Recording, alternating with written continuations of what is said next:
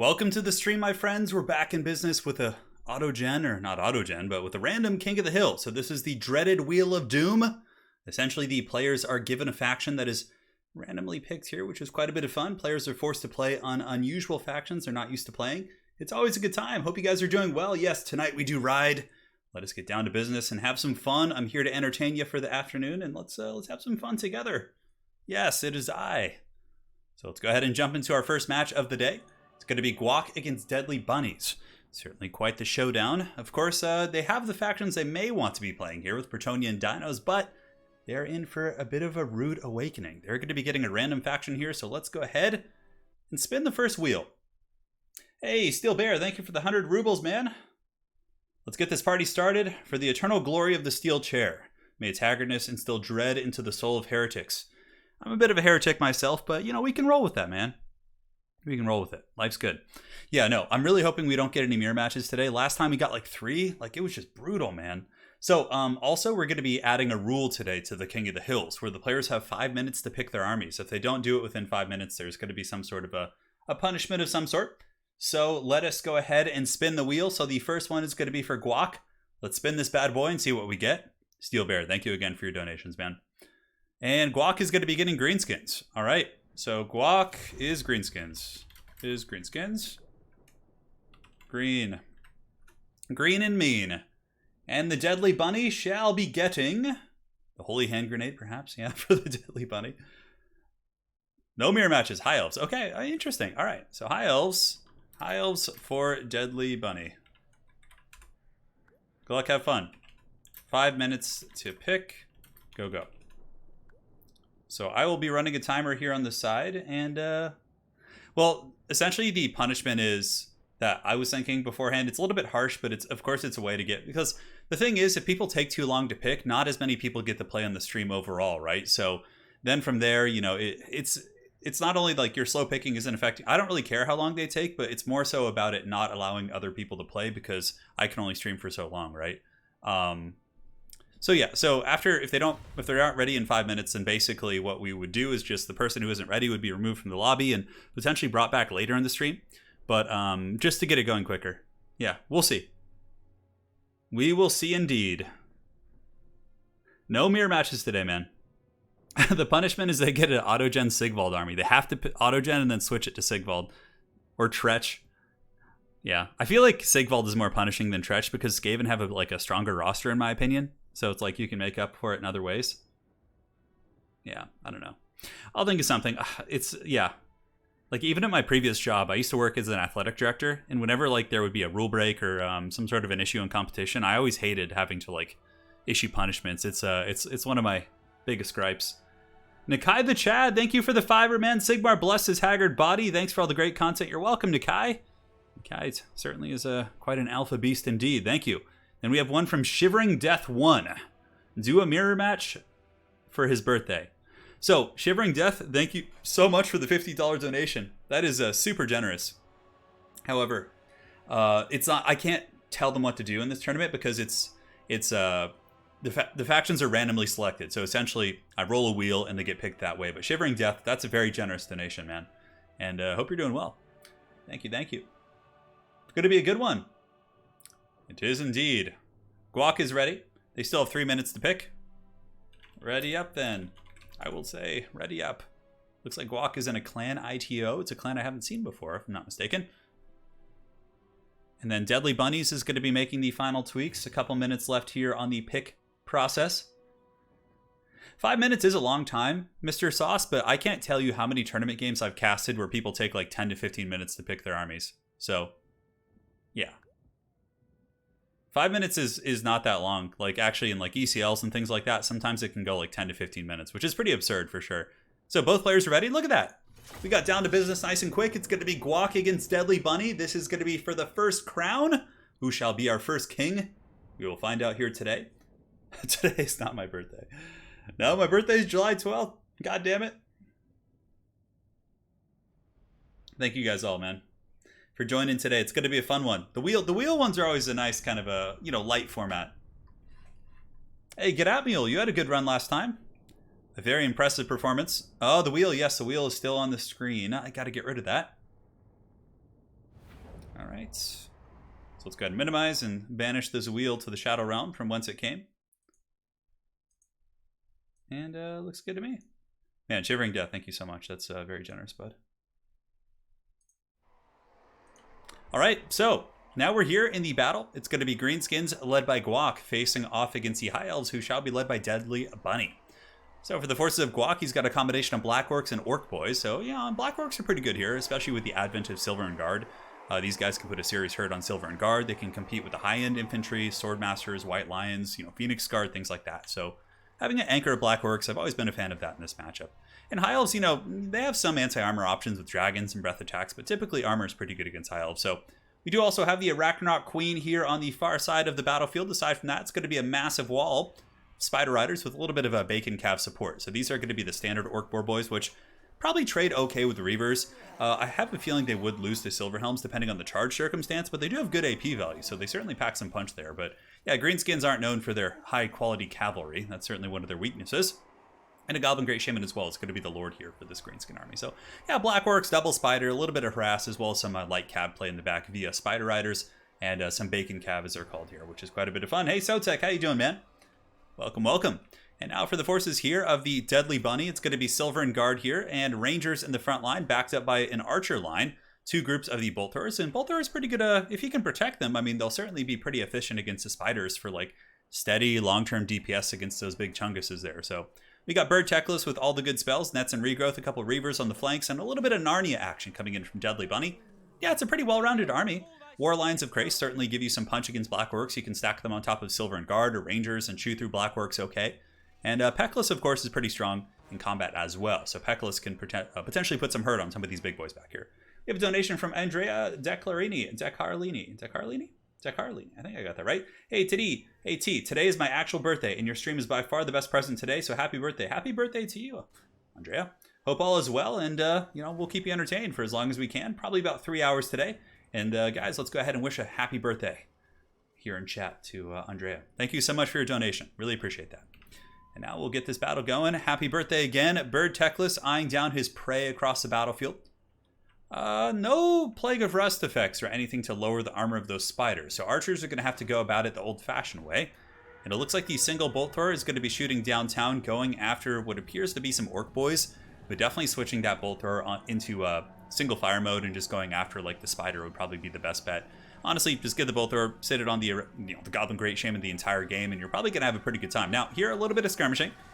Forest Goblin Spider Rider archers have advanced up and are poking into the Reavers and doing a little bit of damage, but High Elf archers, of course, have better range and can certainly unleash some hellish fire on these guys. I mean, archers are definitely pretty cost-effective for what they do, so looks like Guac might be going in for a bit of a flank up the pipe. He might be charging in, but even if he does, they do have the Rahagras Pride back there. Narnia waits.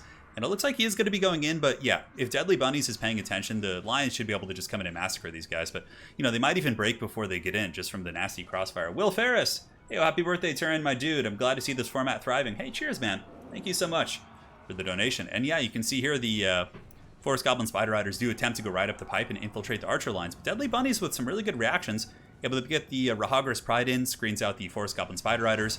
And over here, it looks like Peckless is going to be using an Overcasted Net. Oh, look at that, the net combo. I love this. So what you do is you overcast the net, and then you use the Fiery Convocation that Techless has as a bound ability. And it goes down the pipe and does a bunch of damage, and there goes them Spider Riders. Also goes down and hits those Black Orcs. Granted, it doesn't do much against armor, but even still, he was able to get those Forest Goblin Spider Riders, and so far the High Elves seem to be doing very, very well in this battle. For some reason, the Spider Riders here of Guac did charge into Reavers, and the Reavers will countercharge, of course, getting the better trade there. Black Orcs will beat the brakes off the Rangers here in combat, no problem. And it looks like Peckless is now going to be attacking the Arachnoid Queen. It's a bold strategy, Cotton, but the Narnia Lions and some Silver and Guard are advancing from the flank, so yeah, Peckless does not stand alone, and Peckless is certainly very good at taking damage with the ward saves he has in the Phoenix, plus also having the juicy Potion of Croy. That bad boy can go pretty long here, so yeah, honestly not bad. Techless able to get some good damage. Archers are shooting, the War Lines are also chewing away. As far as the other engagements go, Orc Boys here getting wrecked, so High Elves in a very dominant position across many aspects of the battlefield here. Some of the archers are being taxed by the Spider Hatchlings, and the Wah has resounded here in the valley. Has resounded here in the valley. His Greenskin's going to be getting all sauced up on that war energy. Peckless, of course, taking a bit of damage here. Crown of Command is activated to give the Arachnoid Queen Unbreakable, which is a good play, because without that, the beast would be probably pretty close to breaking, considering how much damage it's taking. It's being attacked in the rear. There's so many things here that are not going well for the big old spider here. However, Teclis definitely in need of regrowth. He's taking a ton of damage. Teclis probably needs to pull back, use that Potion of Croy, overcast a regrowth. But man, Teclis is really going all in to try and take out this spider, and I don't know if it's going to pay off. Now, the Crown of Command has worn off. Spider is pretty close to breaking. Looks like some of the Orc Boar Boys were able to overwhelm this flank. So running over the Reavers here with the Black Orc support. Now they're going to be pushing into the back line. So the Greenskins look to be dominating on this side of the battlefield, whereas the High Elves have been able to stabilize this position here with the Eagle Claw Bolt Throwers, as well as their archers. And Teclis is back up in the sky, and it's honestly a pretty close scrap. Teclis was able to, really lay a beating there on that Arachnoid Queen with some proper fire support, but there needs to be something to chase off that Queen. It looks like here we do have the Rahagras Pride in the back. The Narnia Lions are doing battle here with the Orc War Boys, and it's not going badly for the Narnia Lions, but they still probably don't want to be in that trade. And here they're going to be pulling back, actually rear charging into the spiders. Jimmy Sheehan, a longtime viewer but never get to watch live stream, so here's a shout out when I watch this video later. Hey man, really appreciate it. Keep up the work, great work, mate. Pet those pups. I will. I'll make sure to pet Wookie and Lola for you, man. Jimmy Sheehan, thank you so much for the donation, man. So here you can see Teclis continuing to fly about, and it looks like he's able to break the Goblin Great Shame, and the High Elves certainly doing very well in that kind of monstrous fighting situation, especially considering that Teclis is really the only one. But the Greenskins are also getting into the back line, so though the High Elves, do seem to be in a pretty good position here, the Greenskins still have a fair amount of Black Orcs, which are going to be super meaty to get through. And also the Goblin Spider Riders are able to shut down the Bolt Thrower. The Archers are, more or less compromised at this point. And I'm looking around. I don't really see anything on the battlefield that can save those guys. I mean, we have some Rangers back here that might be able to come and peel off these Forest Goblin Spider Riders. We have some Bacon Cab here with the Wah, who are going to be able to crump these Archers really, really hardcore. So yeah, the Balance of Power was just in the favor of the High Elves, but that was before so many of these backline, assets here, these Archers and the Bolt Throwers and all these different things were indeed compromised. None W someone probably just misread that, but no worries. Thanks for all the great content from the greatest nation of the world, the Republic of Texas. Right on, man. You know who else? I believe the Lord Master of Sotek hails from Texas as well, man. Right on. Thank you so much for your donation. Love to visit Texas someday. I've never been. Actually, I have been to Texas. I was Wellington, Texas, when I was a kid. My grandparents used to live there when I was really, really young. Hey, cheers, man. And yeah, my grandma's side of the family is all from Texas, actually. So here we have the Orc Boar Boys collapsing in, and High Elves are actually rapidly falling apart in this game. I mean, though Teclis was able to do some work, it really felt like they were in a commanding position, but all it took was a couple Archer positions to be compromised and chased off here. And, the big bird, man, he's trying his best. Teclis charging in. Certainly going to be able to, get this Goblin Great Shaman off the battlefield, but the rest of the battle without the support of Teclis is really falling apart. And the Arachnoid Queen has also come back. Some High Elf Archers are here, but it looks like some Spider Hatchlings might be able to catch them. The little haggard spiders, here they come. Oh man, collapsing on those Archers. And what are the combat stats? Spiders 22, 20, and 23. That's really not bad considering, what they are, and also the fact that they do imbue poison. Let's see what the players are saying here. They're saying, let's start it up then. And yeah, the High Elf army is pretty much decimated at this point. I mean, we have Spearmen that are just now broken. Archers just being absolutely crumped by those Black Orcs. And it's looking pretty grim bones here for the High Elves. Hey, Crazy Pyro, thank you for the fiber. Happy birthday to all of chat. You know what? It is chat's birthday. Let's spread the love. It's not just my birthday. It's chat's birthday. So here comes Teclis. Yeah, no, I totally forgot, because when I went to Texas, I was so young. I was like, yeah, I must have been like 5 or 6 years old. It was kind of one of those memories that kind of lay dormant. Yeah, but it was a really small town. Eric Salvet, press T in chat if you would charge the very gates of hell with Turin at the helm. T. All right, man. Thank you. Makes me feel very much like, oh no, and the spiders come back just to rub salt in the wound. Teclis coming back. Oh, look at this. This goblin just styling all over Teclis. He's like, he even casts a spell called Don't Even Try It.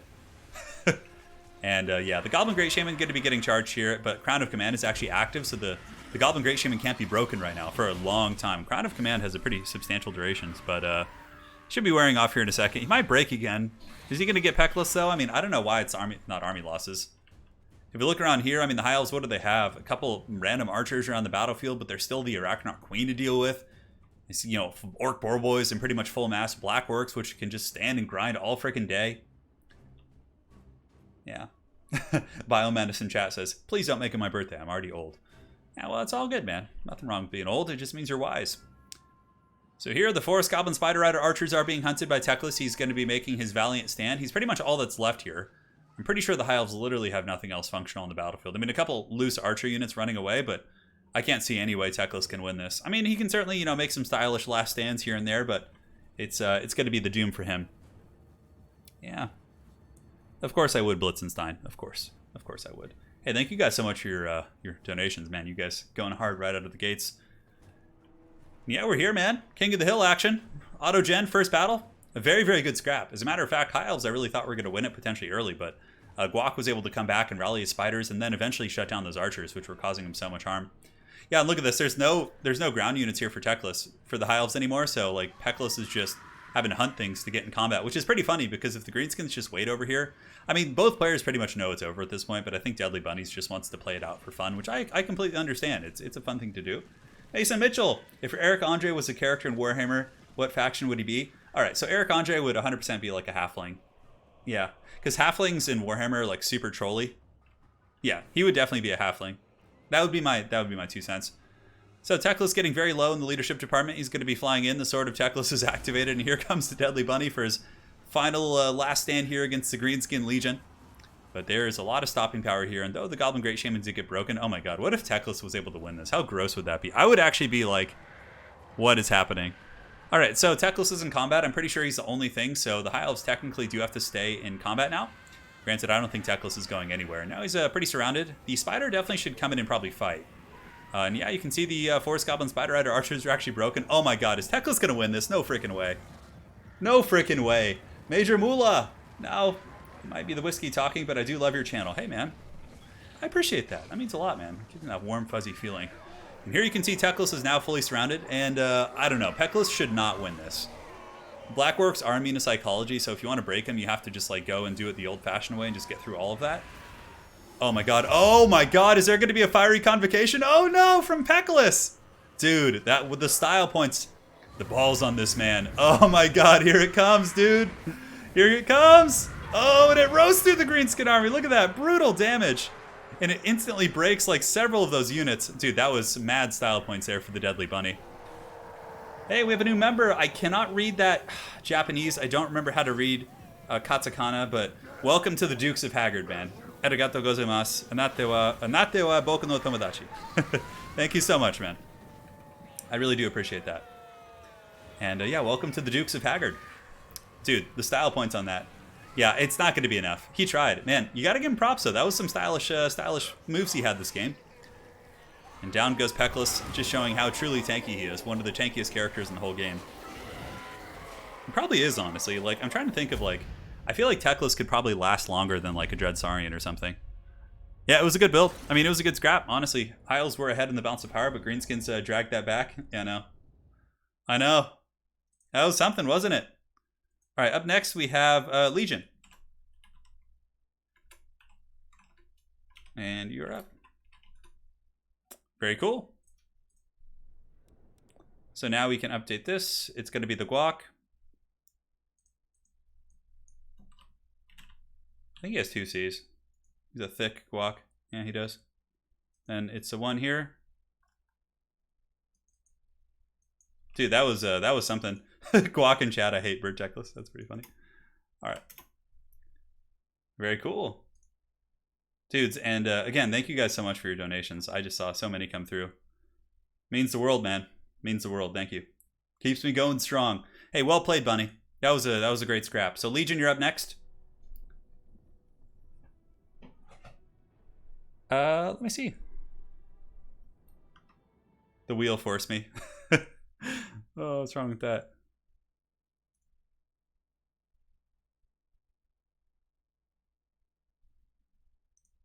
Dun, dun, dun, dun, dun, dun. Oh boy, all right. Thank you for notifying me of that. Thank you so much.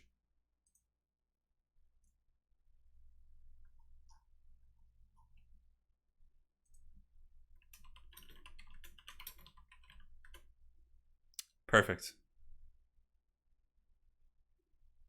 All right, Legion, thanks for the heads up, man. All right, so who's up next? So you said you switched with valkyrnos. So 1 second here. He'll be back in greater numbers.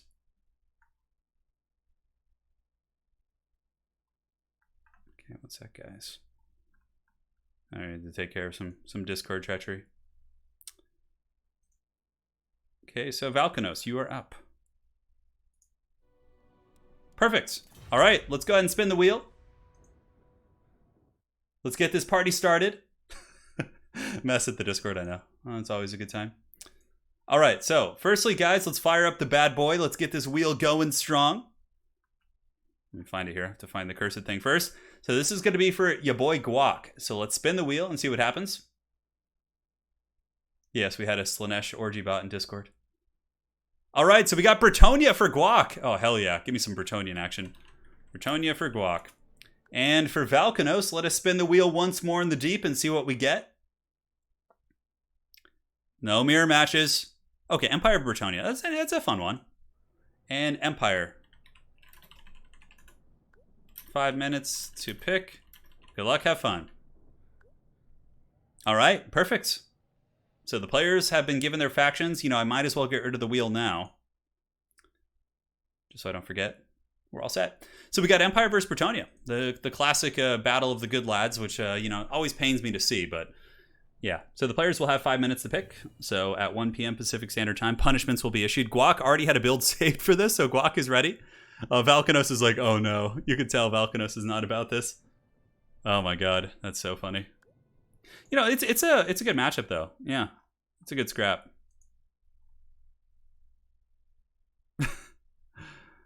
Oh my god.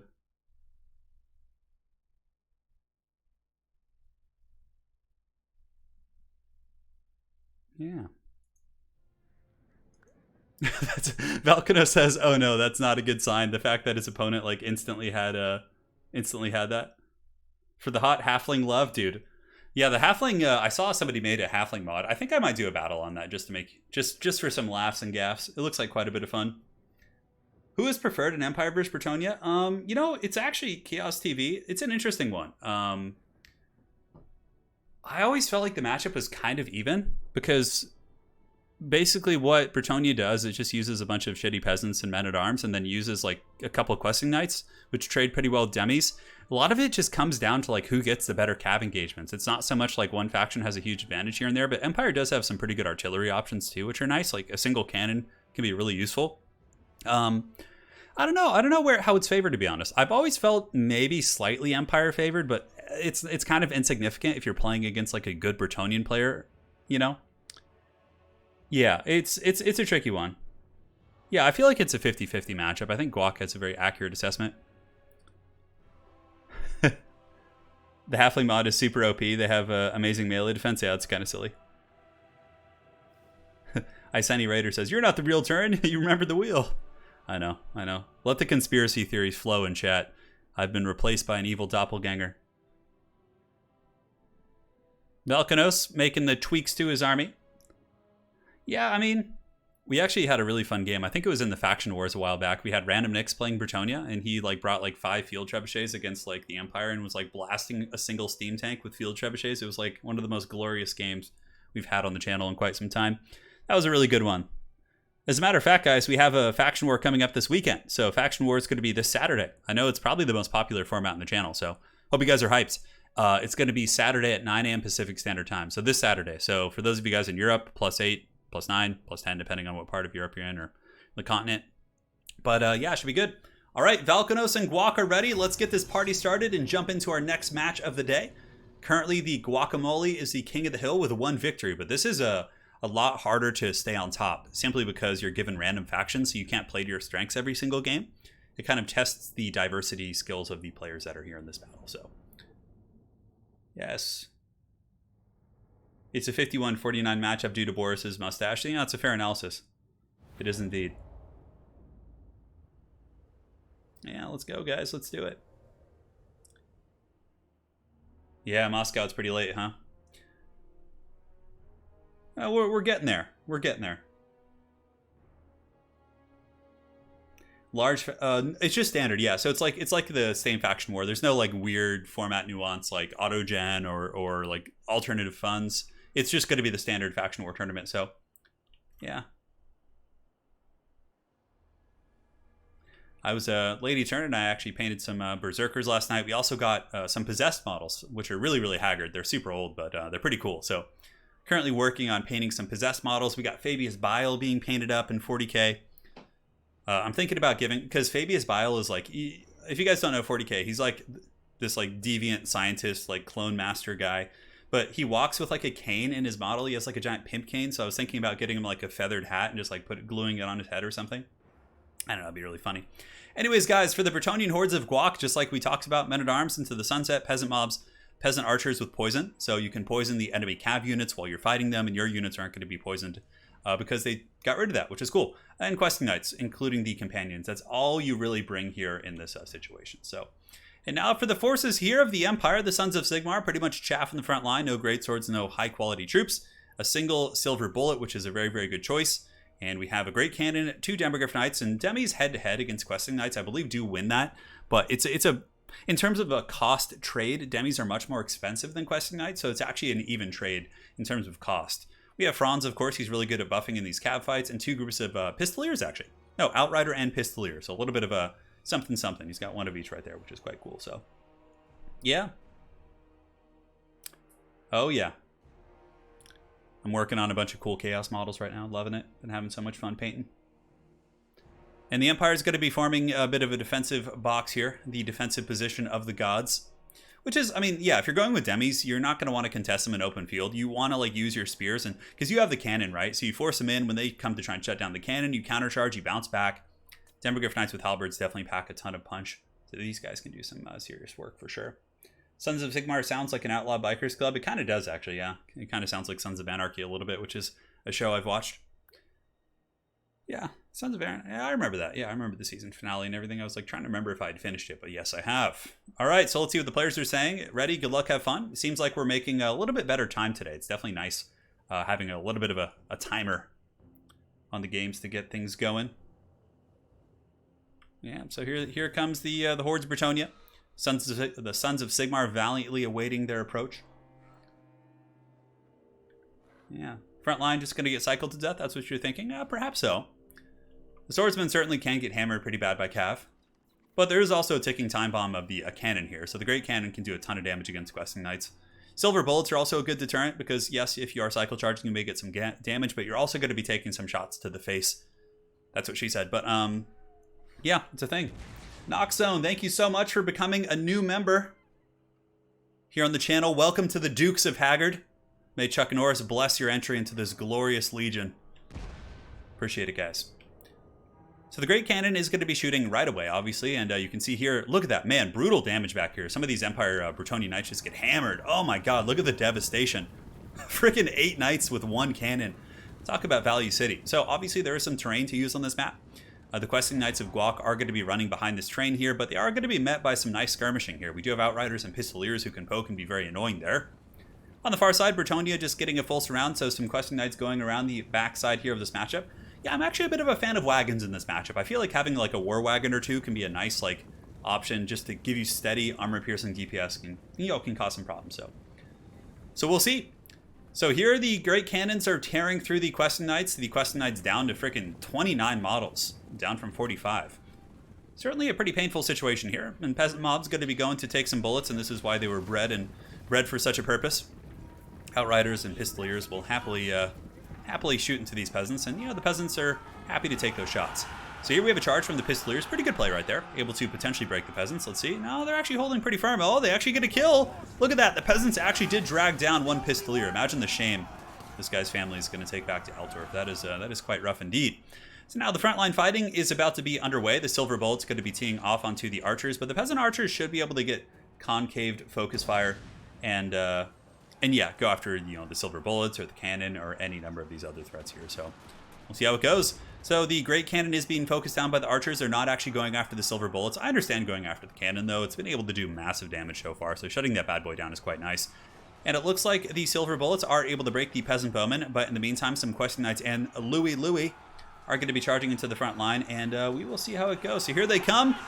Questing Knights with a fat, erect charge right through the lines of those men-at-arms right there. And of course, the Swordsmen probably will hold a little bit longer. They're still actually confident, which is very, very surprising after being hammered by Cav.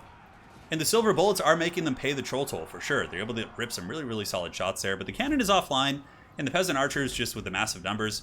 Archers are typically counters against gun units in this game, with arcs of fire and the range advantage. So they should be able to take out the silver bullets, no problem.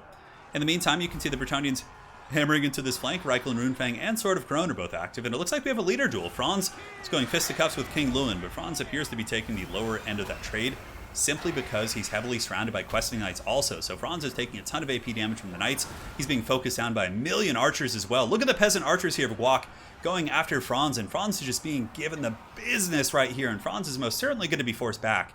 Now in the meantime, Pistoliers and some light skirmishing going very well. It looks like valkyrnos might have forgotten about his Griffites and his Demogryph Knights for quite some time, because they're just now being pulled in, but Franz is already shattered. Oh, that's the worst feeling in the world, when like you overcast a regrowth and then they just shatter. Oh god. But the Demis come in and finally do get a good charge, but they're too late. They needed to be in that fight, and now you can see Bretonnia is just tearing apart this Empire army. I mean, in the back, like, everything's in routing. The handgunners are offline. I think Demogryph Knights were just too late to the party, and that was more or less one of the sole purposes as to why this battle went relatively poorly for the forces of the Empire. And now you can see, yeah, the Questing Knights are taking big damage from the Griffites and these other lads here. And the Empire is trying its best to secure its battle lines. It does have some spearmen and some swordsmen fighting, but Lewin's just going to be running around the battlefield causing massive problems, whereas the Empire isn't going to be able to return the favor without Franz here leading his men. I don't see this going terribly well for the boys. So if we look around here, some spearmen again being charged back in. Lewin can come in and rear charge them, probably to break their leadership, but I think Lewin knows that at this point, since there's no deterrent really, he can just pretty much go balls deep wherever he likes and just hunt down the Griffites and Demogryph Knights, and you can see that is going to be army losses. And a very quick, convincing victory for the Guac, who apparently is a Bretonnian main, and I don't think valkyrnos plays Empire terribly often. So there you have it. All right, guys, that is game indeed. Well played to those fine gentlemen. Let us go ahead and prepare the next match. All right, so guys, get that there. So next up, we should have Legion, because I believe they switched spots. So Legion is next. I always spell his name wrong because it has a 0 in it. Tricky Legion. Okay.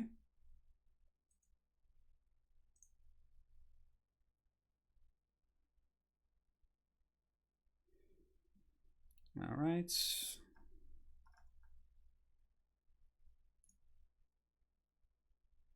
Perfect. Looking good to me.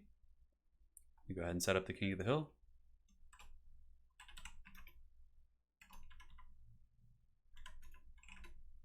Cool. And now we're about ready for the next game.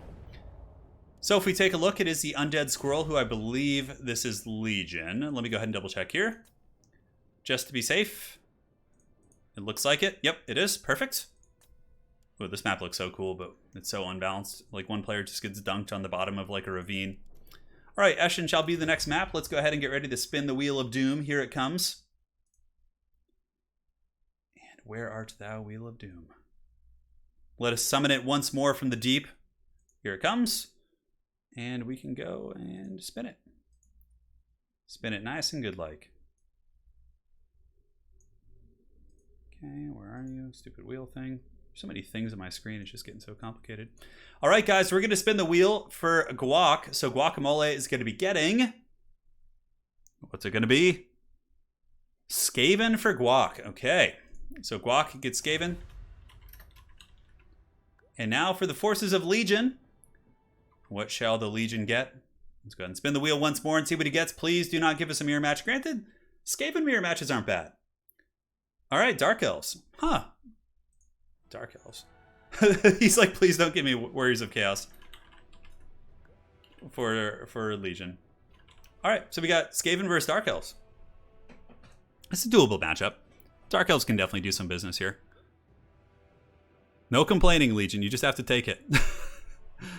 Roll with it, man. Dark Elves are a good faction. Yeah, they're certainly not bad by any stretch of the imagination. All right, so let's see what they can do. And this is, you know, this is what's good. It forces you to practice these tough situations here. Everyone's like, easy Guac victory. I mean, yeah, Skaven may have an advantage in this matchup, but I feel like Dark Elves have some teeth, right? Let's see what he can come up with, man. Let's see what he has going on. Why does the stream freeze when I use the screen? Because I have to minimize. And basically it, yeah. when I minimize, it freezes the Total War Warhammer screen. So that's what that is, typically speaking. So, all right. So players are picking their army.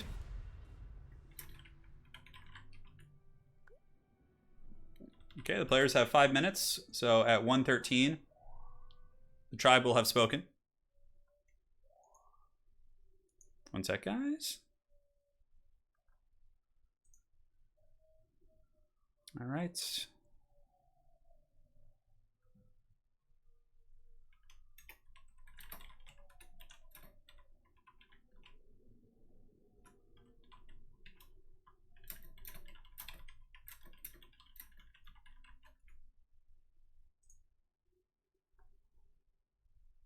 Oh yeah, I see the I see the Fabius Bile conversion. That's pretty funny that she linked in there.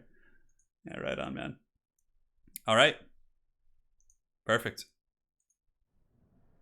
So it looks like Guac is ready. We're currently waiting for the Undead Squirrel, aka Legion.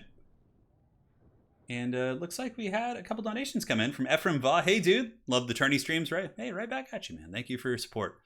Really appreciate that. Then we had a donation of 2,000 yen coming in. Arigatou gozaimasu. That is very generous, my friend. I hope you're doing well. Dude, I love that. Like, I normally don't like the YouTube emojis, but that one with the samurai dog is pretty good. Yeah.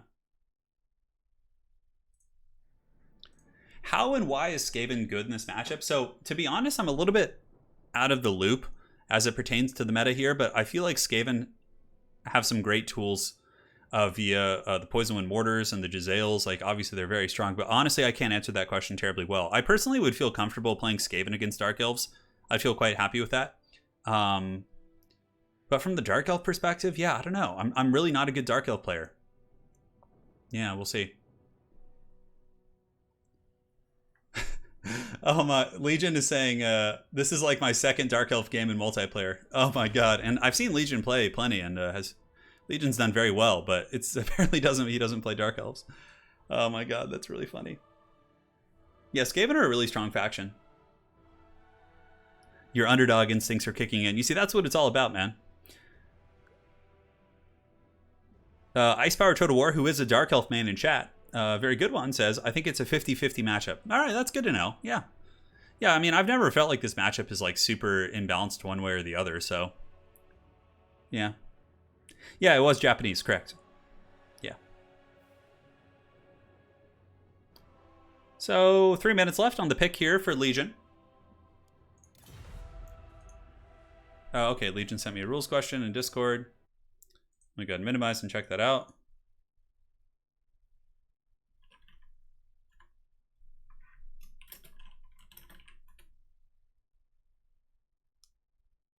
Cool. Looks good to me. Looks good to me, man.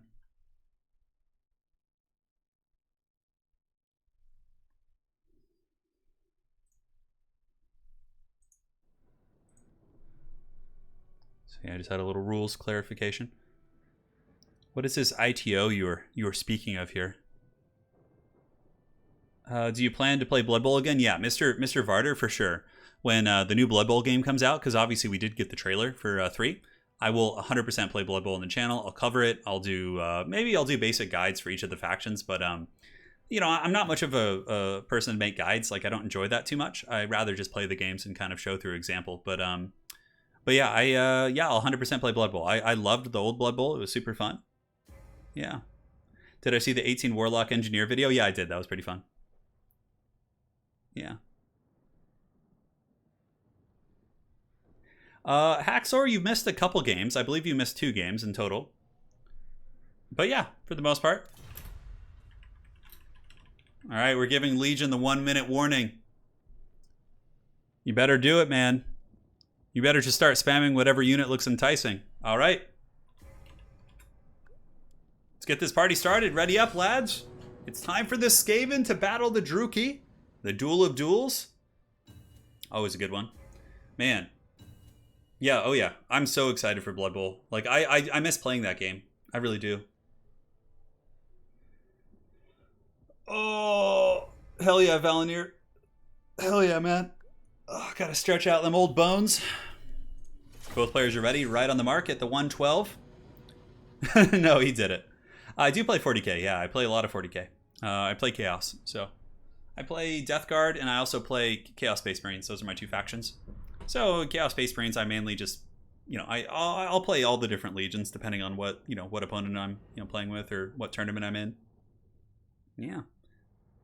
Guac does have 2 wins. I got to update that, so I'll go back and change that right now. Yeah, the wheel is here. Don't worry, guys. I have it up on my second screen, so even if I forget initially, it'll always appear to me, and we'll be good. So Guac's actually at 2 wins here. Though, you guys know that song by Journey, "The Wheel in the Sky"? I wish I could just play. I wish I could like play music with you guys on stream. In the early days of streaming, like back in the early days of Twitch, like I remember so many content creators like grew their platforms just by playing good music. Because back then, Twitch didn't really enforce, copyright stuff with mainstream music. So you would have people like listening to, radio music basically while they're streaming. And, I kind of felt like a lot of streamers in those days. Like I remember going on different streams and being like, yeah, this is kind of I'm enjoying the stream. But then when I really like hyper scrutinized it, I realized I was just enjoying the stream because of the music, and that without the music, many of those streamers were quite dull. But, it was a different time. Like I'd love to be able to just sit and play music with you guys. Yeah. Wheel in the Sky keeps on Turin. Oh, dude, that's pretty good. Yeah, I didn't even think of that, man. Yeah, nice little play on words right there.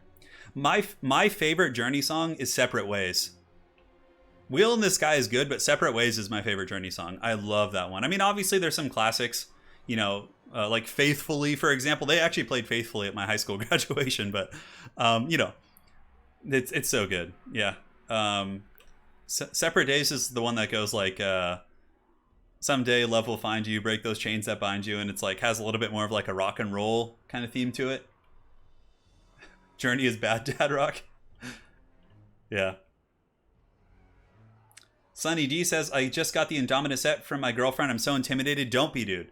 So Sunny D, if you're looking to paint, if you're like a little bit nervous about painting, I would honestly recommend going in and starting with the Necrons. And what you do is you get the Necrons, you can literally just spray them lead belcher with the spray primer, and then from there, like there's so many easy techniques you can do like that you can find. You can go lead belcher and then like use contrast paint like on their shoulder pads to give them like a gold hue, and then just like paint their gauze in. There's so many easy schemes you can do by just priming with lead belcher, and then from there either dry brushing or using contrasts and washes and things like that. Yeah. Oh yeah.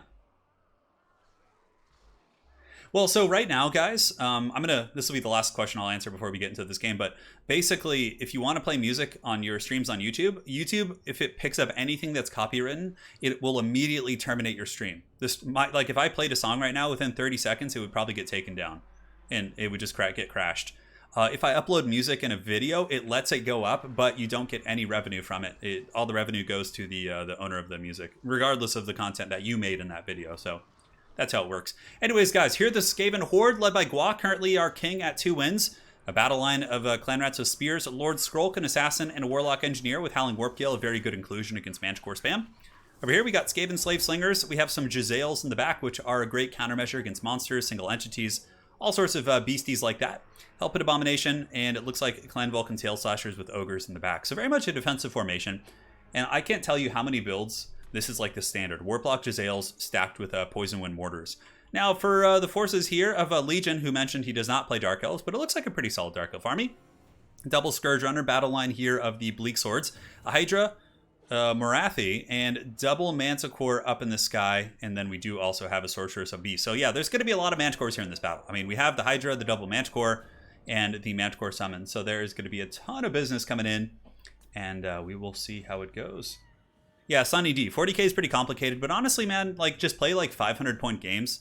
Both like you and your girlfriend just both build a patrol, and then just like play with patrols and, stumble through the rules, watch battle reports on YouTube. It's a really good way to learn the rules, and yeah, just get those reps in, man. Enjoy the painting. It's one of my favorite things to do is actually to sit with my wife and paint 40k. We have a great time, and we just put on some music or put on like a really shitty horror movie or something while we paint, and it's always an amazing experience. So definitely recommend the hobby. Anyways, guys, Jezzails are shooting downtown here. Warplock Jezzails going balls deep here, picking off some of the Scourge Runner HP. And the Mortars, man, Poison Wind Mortars have got to be one of the best units in the game. I mean, look at that one volley right there. So brutal. Like one volley from those mortars, instantly took those Bleak Swords down to like half health. It is still ticking. So Jezzails have now switched onto the Dark Riders. Definitely going to need some solid Alpha Strike here from the forces of the Dark Elves. So some Manticores and the Hydra. Going to have to close the distance quick. Really nice positioning here by Legion. Able to get those Dark Riders with the repeater crossbows to shoot at the Ogre. Certainly a good target. But yeah, honestly, getting the Manticores to just dive on top of the Jezzails isn't necessarily a bad idea. You might as well, because they're just going to get rampaged anyways. Legion a little bit idle here with the Manticores, and it looks like there's going to be some witchcraft going down. Nice cast there by Guac. He casts the Howling Warp Gale and locks down both Manticores. That is value city right there. Nice play. In the meantime, the Mortars have switched over here to the far side and going after the Dark Riders, and certainly doing some work. And now the big old thick Hydra is going to be engaging in the front line, and the Hellpit Abomination will be intercepting this bad boy. Now, in terms of a duel in a vacuum, Hellpit Abomination will beat down the Hydra, but the Hydra has some insane healing capabilities as well. They're both just really impressive with their healing, so yeah, it's going to be a bit of a wet noodle contest. Granted, the Skaven do also have an Assassin plus Skrulk here, and it looks like the Rod of Corruption was used. Granted, Rod of Corruption doesn't do too much damage to those type of characters, so yeah, we'll see how it unfolds. Manticores have rampaged, but unfortunately for them, they have rampaged into spear lines.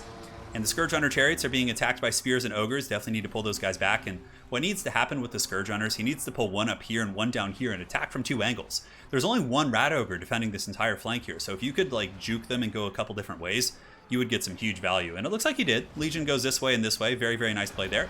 In the back, we have a couple Dark Riders, and this is a big play here from the Druki. Getting the Dark Riders on top of the Jezzails is potentially how you win this game, right? If you can shut down the Jezzails and the Mortars and those different assets, from there, you're really going to be able to prosper.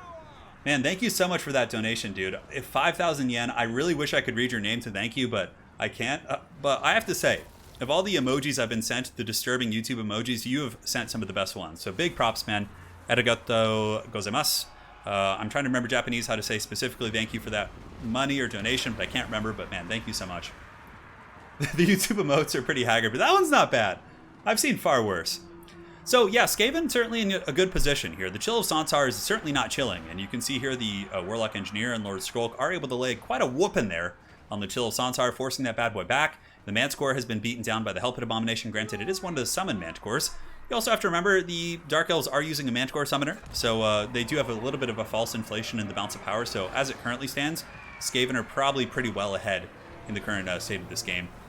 This is a real Manticore. Looks like the real Manticore is embroiled in combat with some Dark Riders and potentially able to shut down something back here. Yeah, it looks like the Warplock Jezzails are currently put offline. And remember, guys, the Hydra is going to come back probably. I mean, it's broken, but it's got to stabilize before it gets to the edge of the battlefield here. I think, yeah, we'll see. Yeah, I studied Japanese for 4 years in high school, but it's, you know, that was 2005 through 2001. So that was a long, long time ago. I barely remember anything. We're trying. Yeah, a little Ember Spear action going down. Marathi flying overhead, applying those debuffs, and the Hellpit Abomination still quite thick and happy. Another summoned Manticore is here in the battle, and certainly quite nice. I mean, if he could shut down the Poison Wind Mortars, and, you know, the thing is, like, if there's still some Dark Riders and Scourge Runners with ammunition around the battlefield, if the Dark Elves can actually kill all the ranged assets here in the Skaven army, they're really going to be able to get some bullying situations. So here you can see Jezzails are offline. Oh, the dreaded Chill of Sontar is back. And that's the thing about those regenerating units, man. Those guys just can be so punishing in the fourth quarter of these battles. Warlock Engineer's broken. Jezzails are broken. Got some Bleak Swords coming back. Marathi's pretty strong. As far as like dueling Skrulk, she should be okay, considering she does have those really, really nasty debuffs, especially if there's some Manticores or monsters to help her. But the Hellpit Abomination is going to be really, really tough to take out. So here, the Summoned Manticore, right before it degenerates, is going to be going in and attacking those Mortar teams. Certainly a very, very good choice to try and get them off, because with the Mortar teams, the Skaven can kind of just sit and force you to come to their position. So being able to shut down those guys could be quite good. And the Chill of Sontar sent into combat once again. I think that's a little bit of a mistake, unless it just got caught here by a faster Skaven force. Liber Bubonicus is used, Rival Hide Talisman, really good layering of debuffs here by Guac. And you can see that the Chill of Sontar is going to be fleeing for the hills. Negative 84, that bad boy is shattered, and he is not coming back. And with the Chill of Sontar, that was kind of the super tape, or the super glue that was holding together the metaphorical Dark Elf army. But now it's going to be running for the hills as it's shamefully taken out by Skaven Slave Slingers. And here you can see Marathi's going to be stuck in combat as well. Hellpit Abomination, Assassin, and Skrulk certainly should be able to get a 3v1 against Marathi, and she is not going to have a good time. Now, as far as the army of the Dark Elves, what do they have left? We do have some Dark Riders with the repeater crossbows perhaps still functioning. But aside from that, yeah, it's looking a little bit grimbones for them. Here, the Mortars are taken offline by the Sorceress of Beasts.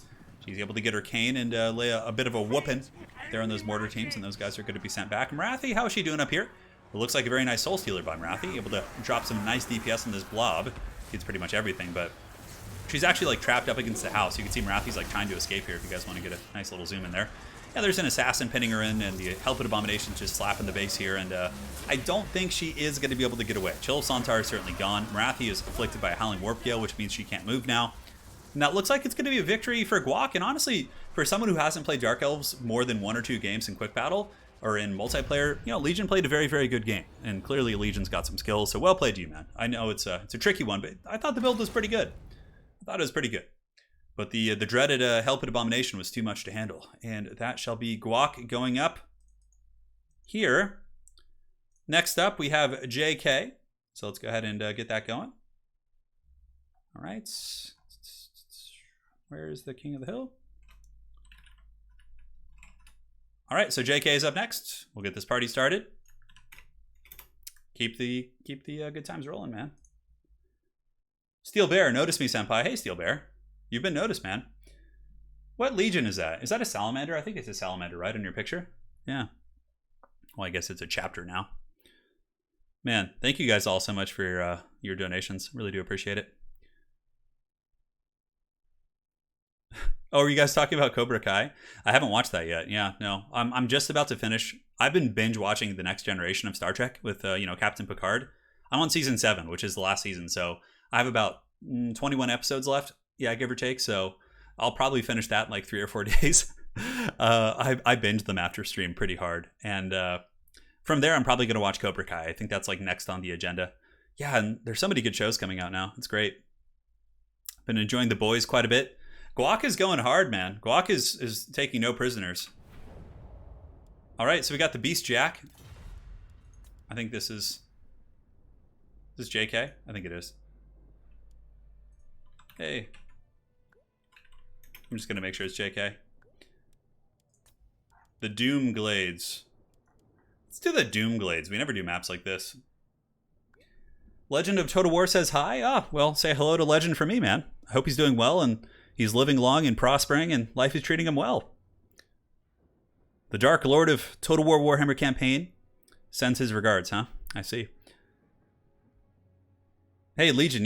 Legion says in retrospect, I'd rather play Warriors of Chaos. Hey, you did a good game, man. Yeah, you did a good game. No, hold your head up high, dude. You had a great scrap there. It was a proper one. All right, so let's get the wheel. The wheel hath been summoned once more in the deep. We'll spin it. This is going to be for Guac. And Guac is going to get... that looks like Bretonia. Yeah, that's Bretonia for sure. And Guac, it's so funny because Guac is a Bretonian main. So, you got Bretonia again, dude. That's so funny. Well, at least you guys are... you're getting to see some Bretonia today. Yeah. Any tips for painting miniatures' eyes? Dude, no, Peace Just War. I'm so goddamn terrible at painting eyes. So, the great part about playing Chaos in 40K is, like, whenever you have a Chaos guy, you can just paint their eyes like a glowing red. So you can just, like, blotch their eyes red and then, like, wash it and it looks good. But yeah, for, like, Space Marines and, like, actual human characters that aren't, like, demons, dude, I have no idea. Yeah, I have no idea, dude. Yeah.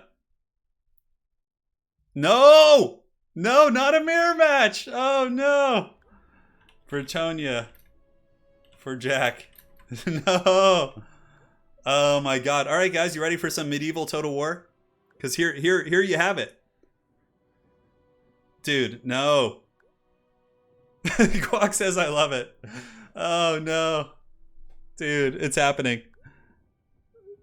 Yeah, painting eyes is like one of the most miserable parts of 40K. Yeah, it's horrible. But for Chaos, it's really easy. You just get a little red dot and then wash it and it looks good.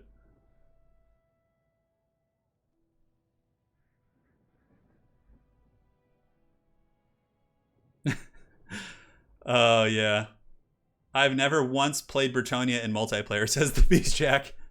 Oh, no. The Beast Jack's like, I've never... This is what's great about this format. It forces people off their common picks, unless you're Guac, and then you just get your mains, but everyone else... Oh, yeah. Yeah. Well, my friends, the lady smiles on us this day.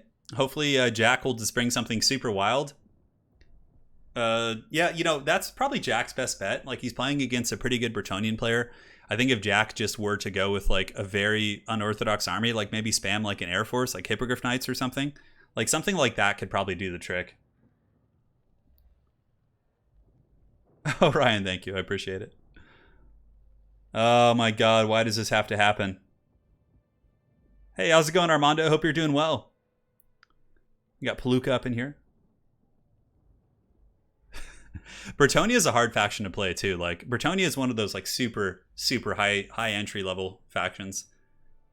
Because yeah, they don't have much room for error in my experience compared to like a lot of the undead factions and maybe, you know, factions with a ton of like heavy duty healing. But I mean, Bretonnia has regrowth and Earthblood, but you guys get the picture. Yeah, here it comes. So it begins. Ice Power says, I want to see some Reponse.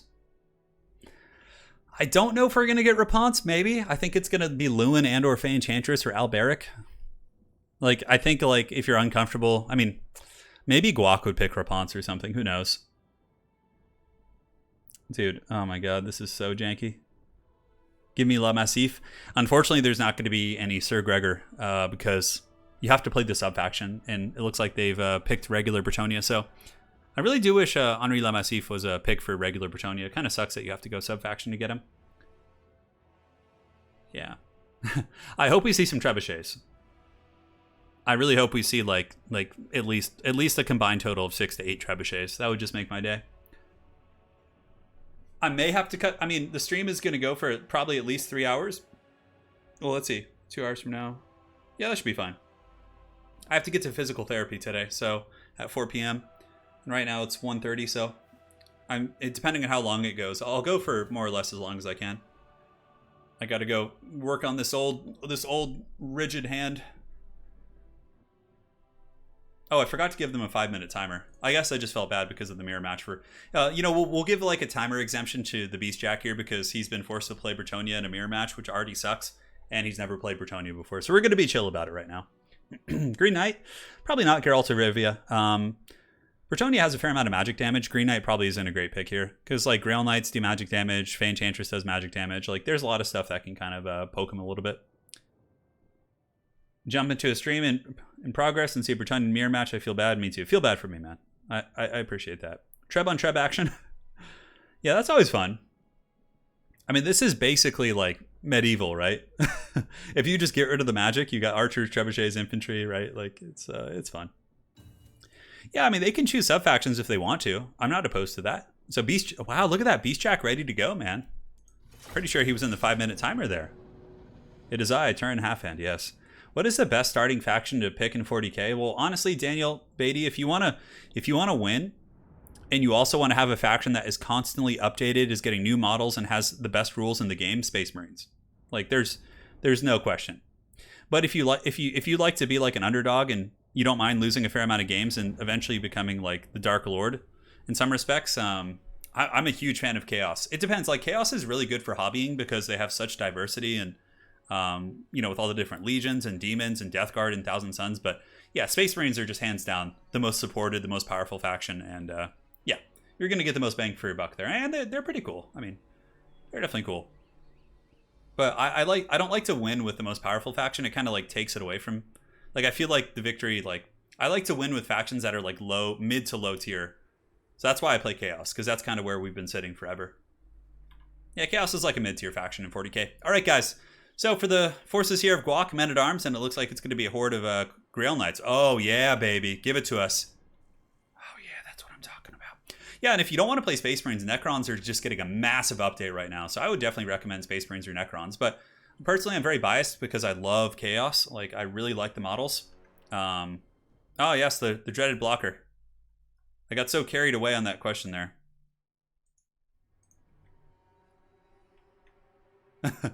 Thank you for the 5,000 yen again, dude. Holy shit, man. Hey, can you type in chat like how to say your name properly? I know you probably did, but I'm gonna make an effort to watch right now. Yeah. Thank you so much. So yeah, for the forces of Guac, he's got Men-at-Arms, he's got Peasant Bowmen, and aside from that, he's got a bunch of Grail Knights and 1 Grail Guardian, actually. So pretty elite. And for his Lord choice, it's going to be Rapunce de Leoness. Oh, it's Rapunce. So we do get Rapunce. We get a paladin, and I would imagine a lifecaster of some sort. Oh my god, guys. Dude, this is getting wild. The dreaded screen blocker. And now for the forces here of the Beast Jack, who apparently has never really played Bretonnia. He's got peasant archers. He's got a damsel of life here. He does also have an air force. Oh yeah, look at this. We got King Luin with a bunch of Pegasus Knights. Dude, this is going to be exciting. I'm pretty hyped for this. Turin versus the Wheel should be the name of the stream, 100%. Knights of the Realm here, so a little bit lower in quality, but we do also have the Green Knight from Beast Jack. So though Beast Jack may struggle in this matchup, he is going to be entertaining us with Pegasus Knights as well as the Green Knight. So maybe an upset. Maybe an upset here. You never know. This is going to be good. I showed that wheel who is boss. No mercy. No mercy. Yeah. Dude, but man, arigato for that donation, man. That is super generous. I know you've gone pretty hard for a couple. Thank you so much, man. For the yen. Hope all is well in Japan. And here we do have the glorious Pegasus Knights flying overhead. It's Balada Tamashu. Okay. Balada Tamashu. Okay, Tamashu. I'll just use your last name. Tamashu. Well, thank you, Mr. Tamashu. Appreciate that. All right, so here we do have a little bit of a harrying here in the front. It's the Grail Guardians. Talk about the biggest mismatch of all time. Some of these peasants apparently are uprising because they don't feel like being oppressed any longer. So the Bretonnian king sends a bunch of Grail Guardians to go massacre them. Sounds like Bretonnia for sure. In the meantime, Guac's archer line able to get a better concave of fire. These peasant bowmen getting wrecked, and we have a huge ugly engagement over here. So it looks like we do have King Luin and Beast Jack with Pegasus Knights going in and actually gooning the Damsel of Life. Guac's damsel taking a bit of a hammering, but the problem is that when they did go there to land, the Pegasus Knights were rear charged by pretty much a full mass of erect Grail Knights, which Pegasus Knights have the advantage of being able to fly, but aside from that, there aren't really any other advantages. Now, some of the Pegasus Knights are able to get back up in the sky, and the Green Knight and company are sallying forth and advancing on the position. And here come the Knights of the Realm to advance into the archer line. Granted, there is some backline pressure coming in from the forces of Guac as well. It looks like those Grail Guardians, yeah, these Knights of the Realm are like, screw that shit. We do not want to fight Grail Guardians. Let's go back and just feast on lowly peasants and kind of do our things there. So, yeah, we'll see how it unfolds. Now, as far as his backfield engagement goes, the Grail Knights are basically hunting King Luin, and the Pegasus Knights are trying to get back up in the sky. King Luin honestly might as well turn around and attack this damsel. Probably wouldn't be a bad idea. Granted, Grail Knights are doing some pretty huge damage, and Rapunce is coming in, as is the Paladin as well. So King Luin is certainly surrounded. He's taking poison shots. He's having a really bad time. This is pretty much a nightmare situation for King Luin. The Pegasus Knights could rear charge, but it looks like some of the Knights of the Realm were able to break through the front line, and there's also the Beast Slayers of Bastogne back here, which are coming in and might be able to push in and potentially get a big charge here. Yeah, here come Knights of the Realm. It looks like they got a really awkward charge, but yeah, Luin is getting gooned. Rapunce is not bad in combat, and the Sword of Lioness gives her massive damage. He was actually up to 600. Now the Pegasus Knights charge in a little bit too late, probably. I think Luin is going to break and potentially shatter here. His leadership is very, very low. And the Knights of the Realm are not going to be able to stand up to the Grail Knights. And as you can see, Guac's forces, you know, the rest of the battle is more or less just a bunch of like haggard peasants fighting, so we don't really need to pay attention to that. Just know that the forces of Guac consist of Grail Knights, Rapunce, and a Paladin, and the Pegasus Knights and King Luin, of course, belong to the Beast Jack. And he does also have Green Knight, and Green Knight's doing some damage here, but just like I said, Grail Knights do magic damage, so Green Knight is not going to last long here. He's simply going to be melted, and it's going to be a pretty disastrous situation. Also here, the Knights of the Realm here for Beast Jack are forced off by the Knights of Guac. The Grail Knight's able to come in and clean up shop there. Luin is back, but balance of power is getting really, really bad, and the only real strong assets that are left on the battlefield here for the Beast Jack is the Beast Slayers of Bastogne. We have the Green Knight fighting over here in this position. A couple loose peasant archers shooting in the backfield, but more or less, I don't think there's going to be enough to come back for the forces of King Luin. We'll certainly see. Yeah, I don't know. It could be a Bretonnian victory. It's certainly up in the air. I think it could go either direction. But most likely, I'd be willing to wager Bretonnia will win this battle. Now, a couple archers from Guac shooting in, one of which isn't Pox Bowmen, which no longer apply friendly fire, which has made Bretonnia a much stronger faction overall. Grail Guardians charging in against King Luin. Grail Guardians not so good against big armored targets, but very durable, so they can at least hold them in place. And the last of the Knights of the Realm here for Jack are just being run down by Grail Knights. This is what the Knights of the Realm aspire to be. Grail Knights certainly very, very powerful and do outclass these other Bretonnian Knights in a pretty serious way. Now, if we zoom out and look, you can see there's not much left here. Guac is going to be claiming a rather quick victory here, but no surprises. Of course, his opponent hasn't really played Bretonnia before. the Grail Knight's able to really, really outclass those engagements and do some brutal damage. Jedi Mazda Money, thank you for the $9.99 donation. You should have one spot on the wheel, be meme build. Yeah, you know, I think I'll add some weird options to the wheel, like some sort of an auto, like well, there's one which is an auto gen. I'll do that for like future streams. Yeah. Yeah. Like add an auto gen, add something like that. That's going to be victory for Guac, and Guac's, I have to say, Guac's record here is going to be quite hard to beat. He's got 4 wins now, which is obviously quite substantial. In a Wheel of Fortune King of the Hill, it's already hard to get the wins as is.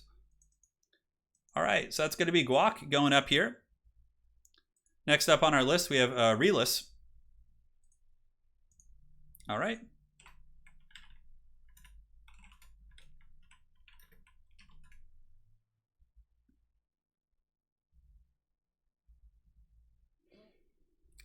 All right, so Relis is up. Let's get you in here, bud.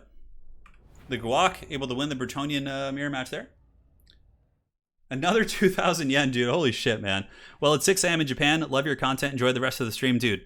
I don't know what to say, man. You've been far too generous on this stream. Thank you so much, man.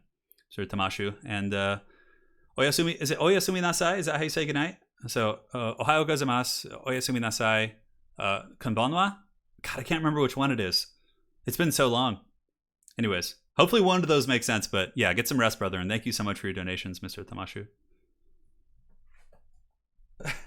Yeah. Would you recommend Orcs as a first faction in 40k? So if you don't know much about 40k, Orcs are a pretty outdated model range. They're really fun, but like you gotta have that, like you gotta like enjoy the Orc thing. Like if you're just kind of like torn between them and you're not really like passionate about the Orcs or really enjoy the faction, like their lore and their look, don't do it. Like they're very much, they're good though. There's a guy on my team who's actually one of the best Orc players in the world, and he's really, really solid. So, but like he's pretty diehard about them, you know. He really enjoys those bad boys. Yeah.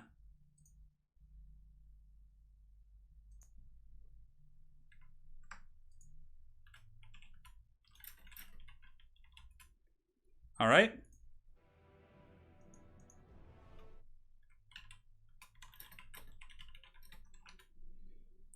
Cool. We're doing it, man. Tretch versus Helmengorst.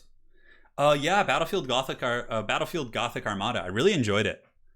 But, you know, I enjoyed the multiplayer in that game, but it seemed like people just kind of stopped playing. So, like, I would go on eventually and wouldn't be able to get games. It would take like 45 minutes to get a game, if at all.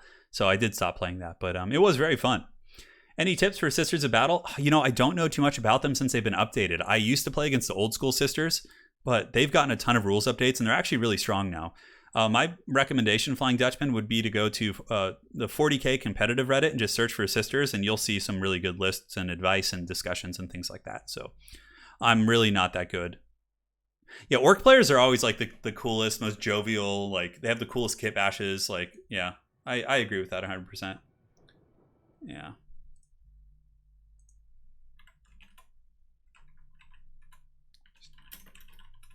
So yeah, just got to send me the Steam ID and we'll get him in the lobby, no problem. It is the eternal curse of hosting these tournaments in that you basically have to have someone on your friends list for them to join your lobby, which is stupid. Hopefully it's something we can fix in the future renditions of this game. We will see. So what I have to do in this case, I like go through my friends list and I like find people who haven't been online for like a month or weeks, and we do it to it. Yeah, the Great Purge. The Great Purge. All right. So once we get a Steam ID, we should be able to get this next match going pretty quick here, my friends. And all will be well in the world. You know, I'm actually going to start covering some 40k content on the channel too. I could show you guys the new graphic I'm working on. Yeah.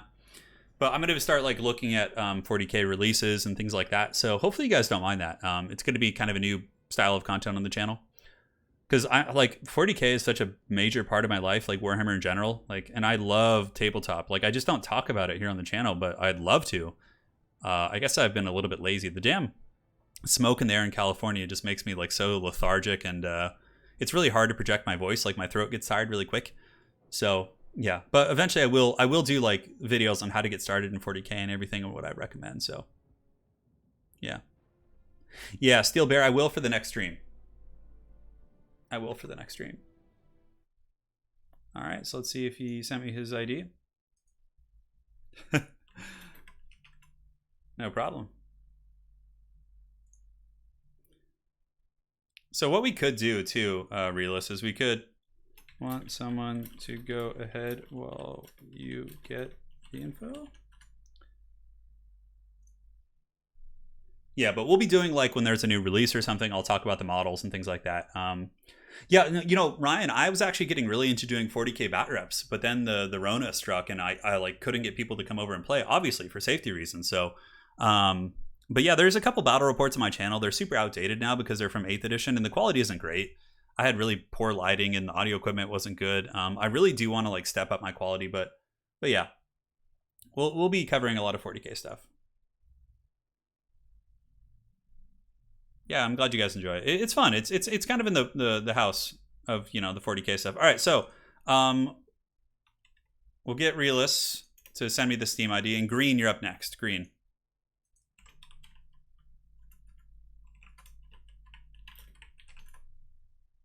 All right.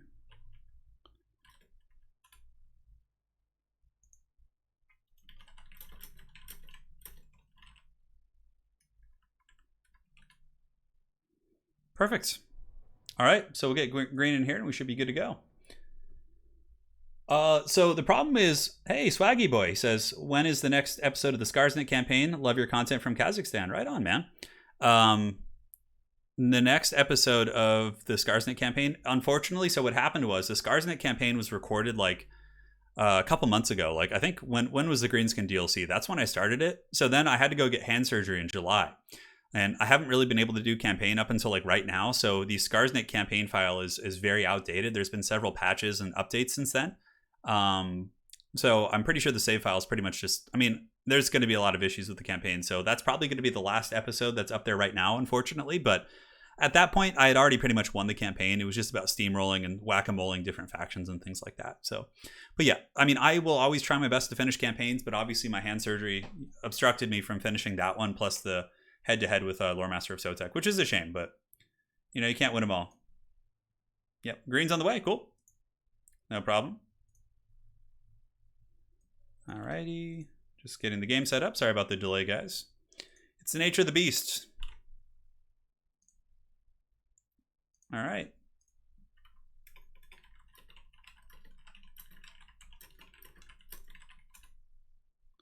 Very good.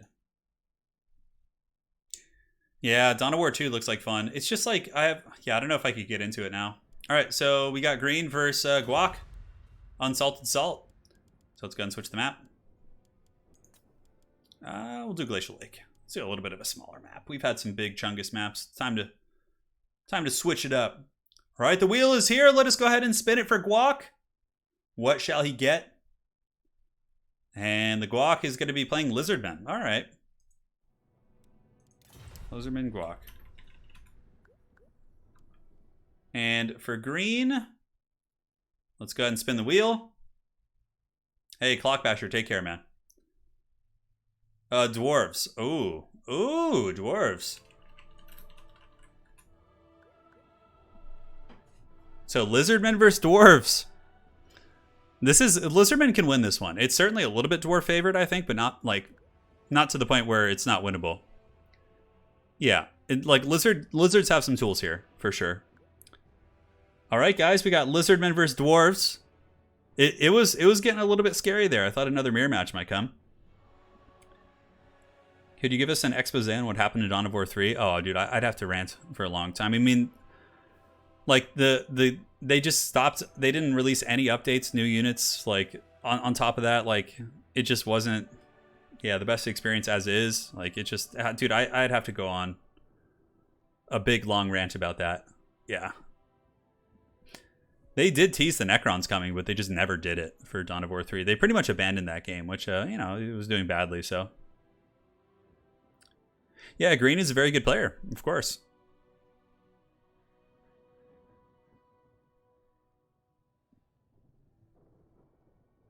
Yeah. You want to... Steel Bear's like, rant? Give it to me. Give me the rant. No ranting about that right now. It would take too long. I have a little bit of a headache right now too. This damn fire in California. Like, if you go outside, it's like Silent Hill. It's like raining ash on you. I'm not even joking.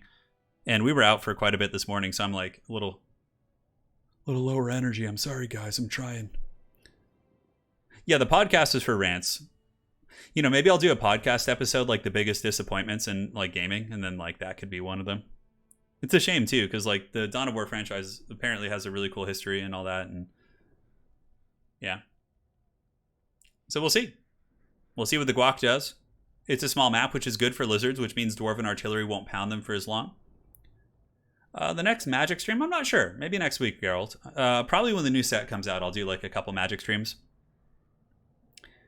Lizards can win this matchup. I've been able to beat some top-tier Dwarf players with Lizardmen. Granted, and I'm not even the best Lizardman player, but it's certainly, I'd rather play Dwarves here. You just Longbeards and guns, and like, it's just so efficient. Hey, Deacon, take care, man. Steel Bear says, I used to live in Silent Hill fog during my childhood. Yeah, Lady Turn and I actually, while we were painting 40K last night, we watched Silent Hill. The which one was it? The second one, I think? The one where Sean Bean? Yeah, well, Sean Bean's in both of them, but yeah, it was fun. Matthew Giannotti says, why does nobody ever bring a Bonebreaker mount as a Skaven Warlord? Well, firstly, Skaven Warlords just kind of suck. Like, they're just not good. Compared, you have Skrulk, you have Deathmaster, you have Ikit, like all of them are like top tier, like powerful lords in multiplayer and in campaign. So there's no reason to bring a Skaven Warlord. It's just like inferior in almost every way to those characters. So that's why. Yeah. Do a podcast on ways to improve. Yeah, that's actually a really good idea, Fred. Doing one to like what could be done to improve multiplayer. I think that'd be great. Yeah, I'll be recording some soon. I'm going to have them at least once a week. So in the next like 2 or 3 days, I'll be recording one. I'm not sure what the topic is. I kind of just shoot from the hip. Hey, Nick. Nice name. My name is actually Nick as well. It's my first name. Thank you for the donation, man. He says, hey, Turin, love your videos and learned a lot from them, but don't get to see many streams. Glad to be here and keep it up. Hey, happy to have you here, Nick. We do share that glorious name. I'm a Nicholas, but it works. Oh, man. If Turin just puts his Dawi Iron Drake helmet, you won't need to worry about the smoke. I know. It'll filter it all out. Dude, it's so bad, man. It's so bad in California right now. It's just the apocalypse. Oregon, too. I feel real bad for folks up in Oregon. They're getting it really, really bad as well. There's more evacuations up there, too, because it's like more forested, whereas like here we have a lot of concrete infrastructure in the cities, so we're not as much of at risk of the spread. All right. Making some progress, my friends. For the ancestors, indeed. All right, guys, so for the Forces of Green, he's got a bolt thrower here, a single bolt thrower, which is going to be hiding behind this train, getting some nice shots. And up in the sky, we have the triple dreaded gyrocopter, but very well played here by the Guac. He actually has a Pterodon Air Force to counterplay those guys, which is very, very good. Aside from that, we have a Longbeard Battle Line Thunders and the secondary blasting charges up here. Dwarf Warriors, Dragonback Slayers, and it's going to be a big thickness himself, High King Thorgrim Grudgebearer, who is actually quite good in this matchup. He has good mass, so he can go fisticuffs with the big dinos, and he doesn't get like punted around like some of the smaller Dwarf Lords. So, good call. Now for the Forces of Guac, it's going to be Saurus, a combination of Croxagors, Saurus with their Spankin' Paddles, double Feral Bastillodon, cohort of Sotek in the back, and it looks like a Beastcaster, which is very, very standard. Yeah, the Beastcaster, of course, can summon Manticores, and Amber Spear is also very good against Longbeards and Ironbreakers and all sorts of folk like that. And last but not least, we got Dwayne Garrock Johnson. Dwayne Garrock Johnson is by far one of the best picks in this matchup. He's a great AP combat lord. He's shielded, high armor himself. And yeah, he's sustainable. He can go fisticuffs with the Dwarf Lords and really beat a lot of them in combat, actually, with all of his buffs and items and things like that. Although I think he might lose against Thorgrim in just a pure duel, but I'm not sure. I'm not sure. Yeah. Hey, we got Aerocrastic in chat. Hope you're doing well, man. That would be a cool podcast to do, wouldn't it be, Arrow? Would you want to come on and talk about ways to improve multiplayer, like what features would really make it, you know, incredibly solid? I think it'd be a fun podcast for us, man. Let me know. So, this is going to be the position here for the Proud Jawi. Green ready to party with Thorgrim and his gyrocopters. The gyrocopters shall be going after the Pterodons. There's a little bit of ground support, too, for the Dwarves, though. They do have 2 guns in the back, so the gyrocopters could potentially fall back to their gun positions and get a little bit of support. So, yeah, what I'm saying essentially is that the Pterodons can't over-pursue them too much. Granted, there's a little bit of an angle of pursuit here. For example, the pterodons could use this angle and cut off this gyrocopter and isolate it from its friends. And since they do have poison shots, they could probably catch it and eventually take it down. Wesley Chartrand says, hey, Turin, thanks for the fun stream. I'm slammed at work, but your streams make the day less stressful. Yeah, right on, man. Wesley, thank you. Hopefully we're helping to get through work, bud. So anyways, pterodons are basically just 1-for-1 chasing down gyrocopters, which is their job. Rock drops are also very strong, but here you can see the dwarves do have these nasty gun lines. But oh my goodness, look at that ancient salamander dropping the Daka. Damn, that dwarven thunder got like, okay, that's an interesting thing, right? Like, I don't really think about ancient salamanders in this matchup. I mean, they're pretty weak against gunfire and cannon fire, but if they can do that kind of damage, goodness gracious. Yeah, but now you can see it's getting pounded pretty good by the bolt thrower and the guns. Yeah, the dwarves are like, screw that shit, get that thing out of here. That was some serious damage for sure. Now up in the sky, gyrocopters are more or less fine. They have 100 armor, so the low AP values of the pterodons, it's not going to be too punishing. That is for sure. Yeah, Joe Acosta, we're trying our best here, brother. So the miners of blasting charges up in the front, of course, are being used as the first roadblock against the big spanking paddles of the Croxagores. It very much reminds me of Dazed and Confused. You guys remember that movie with the paddles? That's what I always think about when I see Croxagores. Yeah, the pterodons are, of course, chasing the gyros, and what the dwarves should probably do in this position is get the thunders to peel off the pterodon riders, because if the gyrocopters can free fire, it's just so much good damage against Croxagores and Distillodons and the salamander, and yeah, that was some really, really nice damage. But the salamander's now broken, but it might come back, you know. It still has 1,000 HP and could be a player as the game does progress.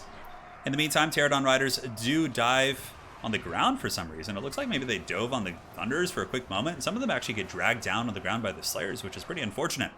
Dinos in the front line are engaging. Feral Bastillodons coming in and ramrodding into the Longbeards.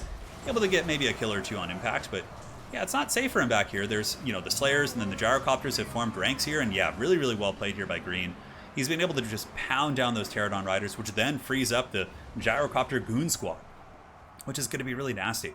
So here you can see the Thunders are making a nice tactical retreat, and they're actually falling back, and the Slayers are able to run up and intercept the Feral Bastillodons. And if you guys don't know this, the Dragonback Slayers do actually have a slowing mechanic with the power of the Dragonback, so it slows by 36%. So that means these old chunky boys are going to be running and definitely will be very, very slowed. And the dwarves have been able to fall back with their guns. And it seems like the dinos are really, you know, if you look at the army, the dwarves are just a wall of iron here. It does not look like the dinos have really been able to get past the front line at all. Saurus warriors with shields, of course, are pretty good in sustained combat, but Croxagores are going to be getting gatted pretty good right now by the Thunderers. And also having this nasty air force of the Gyrocopters is going to be super punishing. It looks like maybe they're flying for a bombing run, I'm not sure. Probably just sitting and shooting is going to be a little bit more cost effective at this point. I'm not 100% sure, but we'll certainly find out. So the shots continue ripping in. 9 shots on this one. It looks like this one has 8, and this bad boy is rocking 9 as well. Over here we do have a bit of a duel, and this could be a nice opportunity for the dwarves, or excuse me, for the lizards to actually get a surround on Thorgrim and potentially kill him. Croxagores here, we have Dwayne Garrock Johnson. Thorgrim is super tanky and does have a ton of HP, but Dwayne hits like a truck, especially with the Mace of Ulamog. He now has 675 with 85 rock hard melee attack, and you can see he's putting a huge hurting here on Thorgrim, who's also being paddled down by these Croxagores. So a little bit of a scary situation there for the Dawi, perhaps a mistake, sending Thorgrim a little bit too far up. Maybe bring the Gyrocopters here and just start focusing, but it looks like Thorgrim is able to waddle away, and he does get away from Dwayne Garrock Johnson as well as those Croxagores. Now, as far as the backline goes, the dinos have gotten some Saurus back here, but both Dwarven guns seem to be in functional shape. These bad boys do have 60 models here, and these ones are rocking 41, which is pretty good. 41 of 60, certainly not bad. Did that Salamander ever come back? It looks like maybe the Bolt Thrower was able to finish it. Yeah, I think so, or at least break it off the battlefield. So the Dwarven guns are falling back at this point. Still shooting. All 3 Gyrocopters are, you know, still very, very strong here and have good ammo. But Thorgrim is getting hunted pretty good. I mean, Dwayne Garrock Johnson, you know, has been able to carry this matchup for me in many situations. And the Feral Manscore is going to be jumping in, attacking Gorgrim. Combination of Thorgrim and Garrock there. Dragonback Slayers, of course, rallying to protect their king as he, you know, tactically pulls back. Of course, Thorgrim Grudgebearer would never truly run from battle. He's just pulling back here to get a little bit of a better side of things, a better angle, perhaps, to engage his opponents on. The Cult of Sotek, cohort of Sotek here in the back, battling the Slayers. Only 2 models left. Those guys are being chopped up pretty good. Surprisingly, though, the balance of power is actually not bad for the dinos, maybe considering Dwayne is healthy and they still do have the Feral Bastillodons, but I do feel like as far as the current state of the game goes, I feel like the dwarves do have a relatively commanding position. The Summon Manticore will last, you know, a little bit longer. It has 1 more summoning to your left, and it's certainly doing some good damage. Thorgrim is down to 2,300. And Dwayne and his paddle squad, what really needs to happen is the dinos need to somehow finish off the gun line, because having these guys shooting this entire time is so painful. 60 models, like full firing capacity, just ripping those erect dwarven gunshots here right into the hides of the big dinos. See the Feral Bastiladons at -6, he's broken. The Croxagors are also getting spanked pretty bad. Like, how are the dinos still in this with the bounce of power? Like, I feel like the dwarves have so much left. I mean, I guess we got a couple Croxagors back here still causing problems, but man, they're being apocalypsed nowed by these freaking gyrocopters up in the sky. Balthazar Gelt piloting one of these, I'm sure. And yeah, you can see the Croxagors are certainly broken. -40 leadership on those bad boys.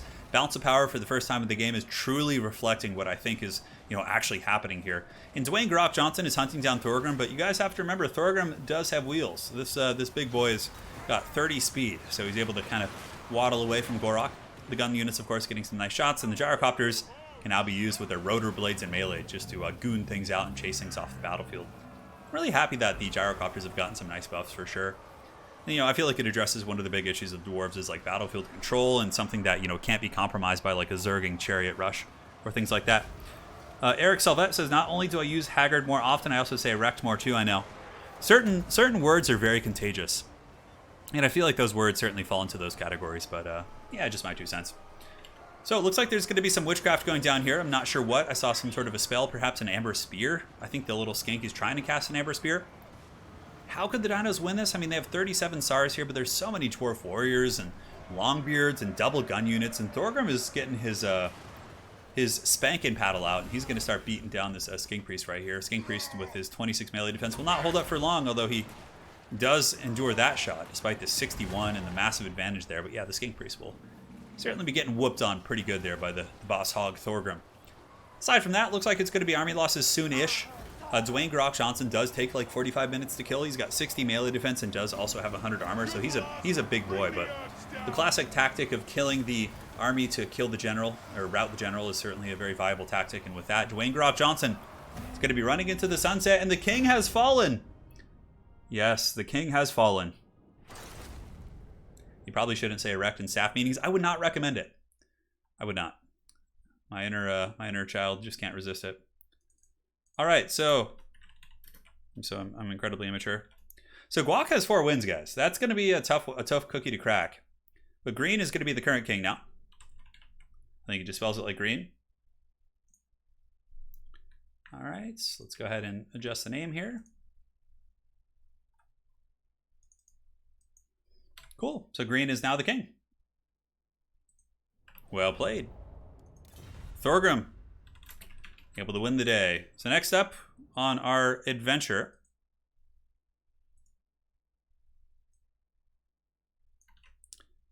all right.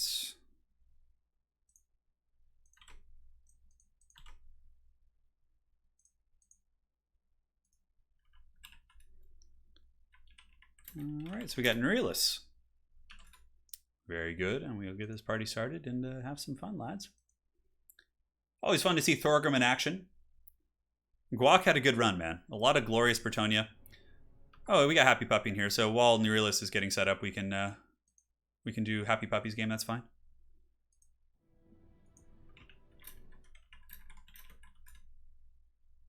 Okay, perfect. All right, so now let us go ahead and switch the map to Gorgazon. That sounds like a fun one.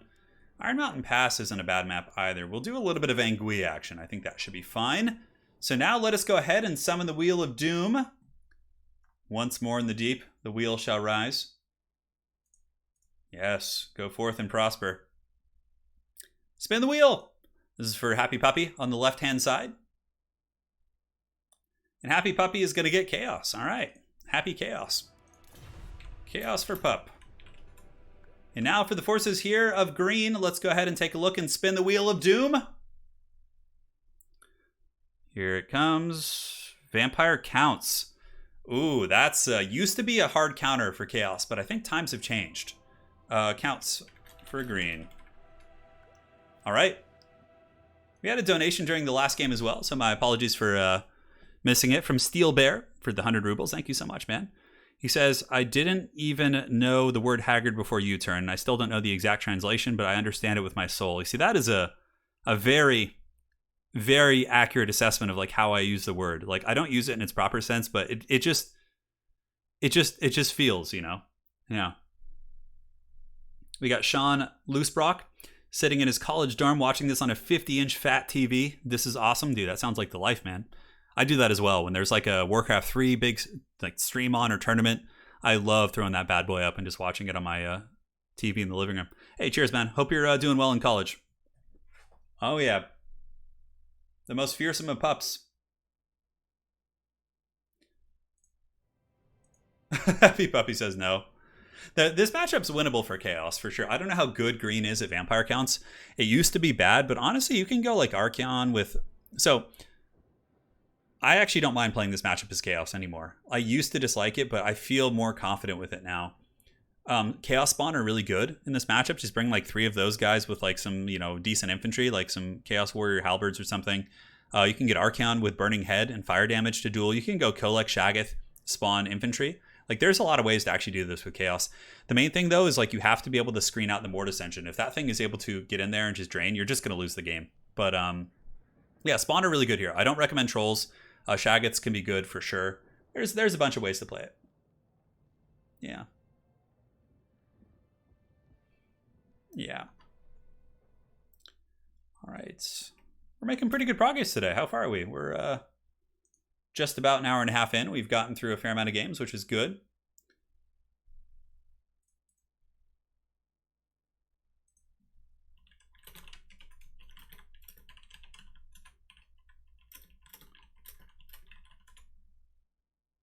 All right, perfect.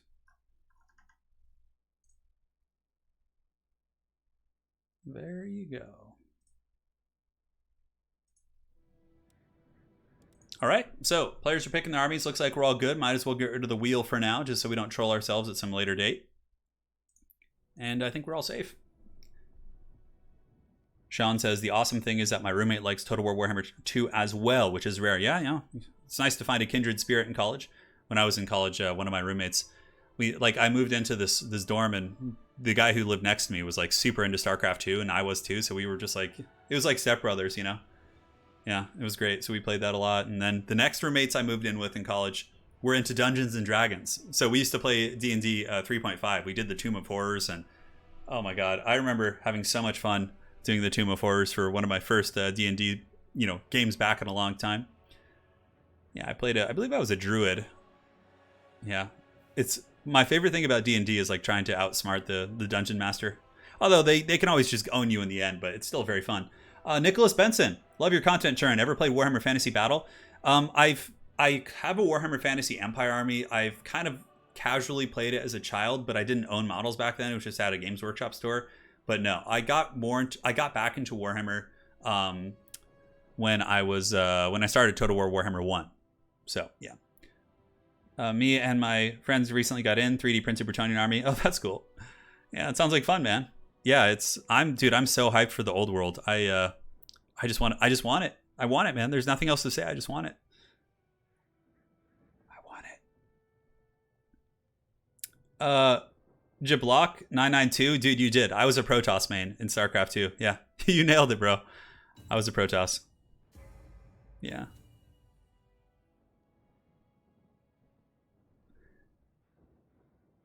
Yeah, the Tomb of Horrors was an interesting one.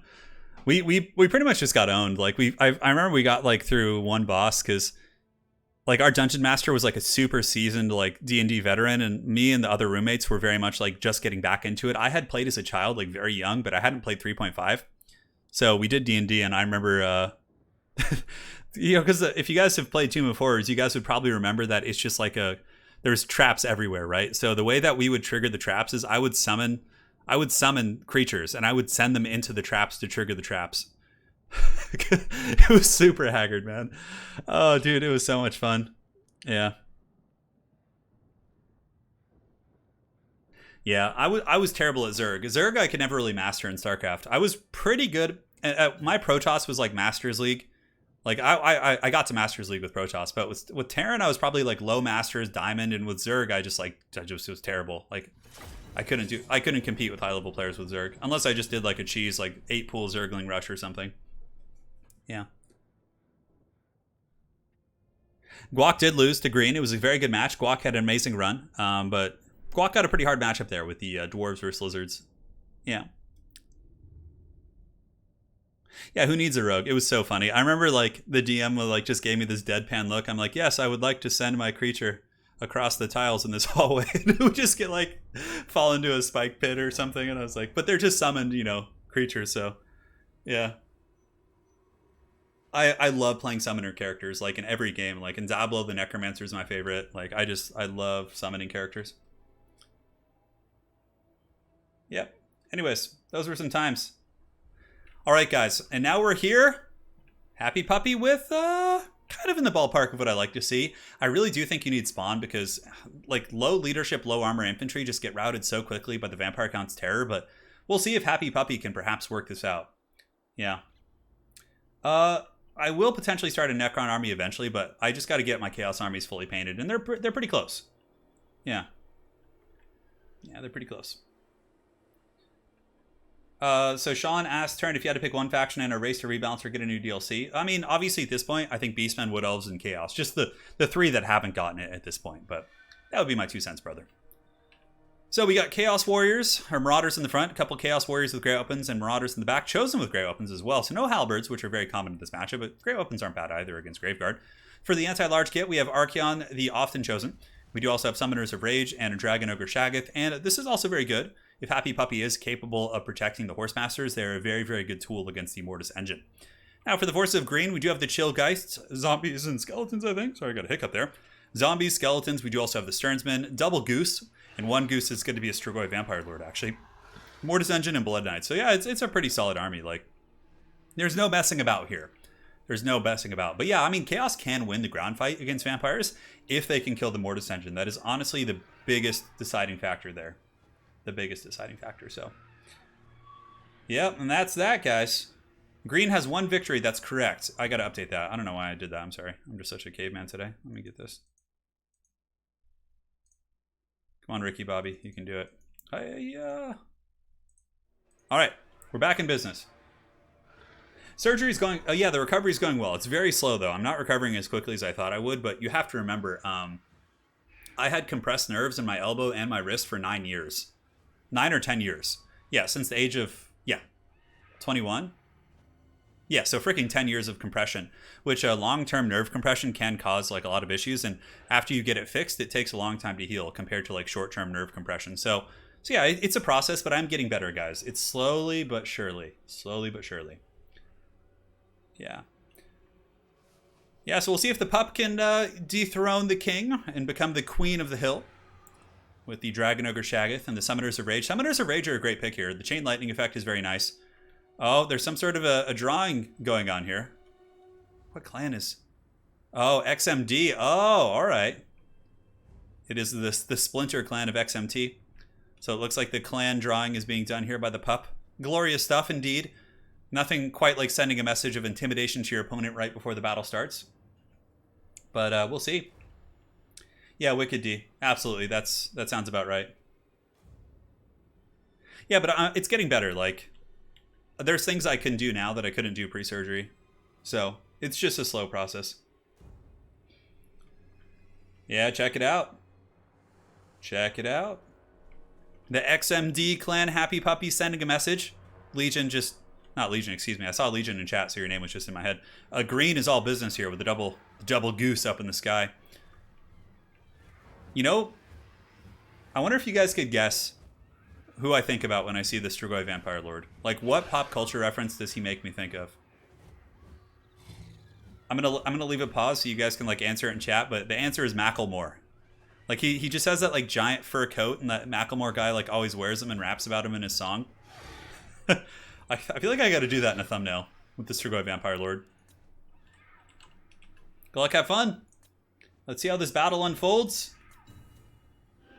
Yeah.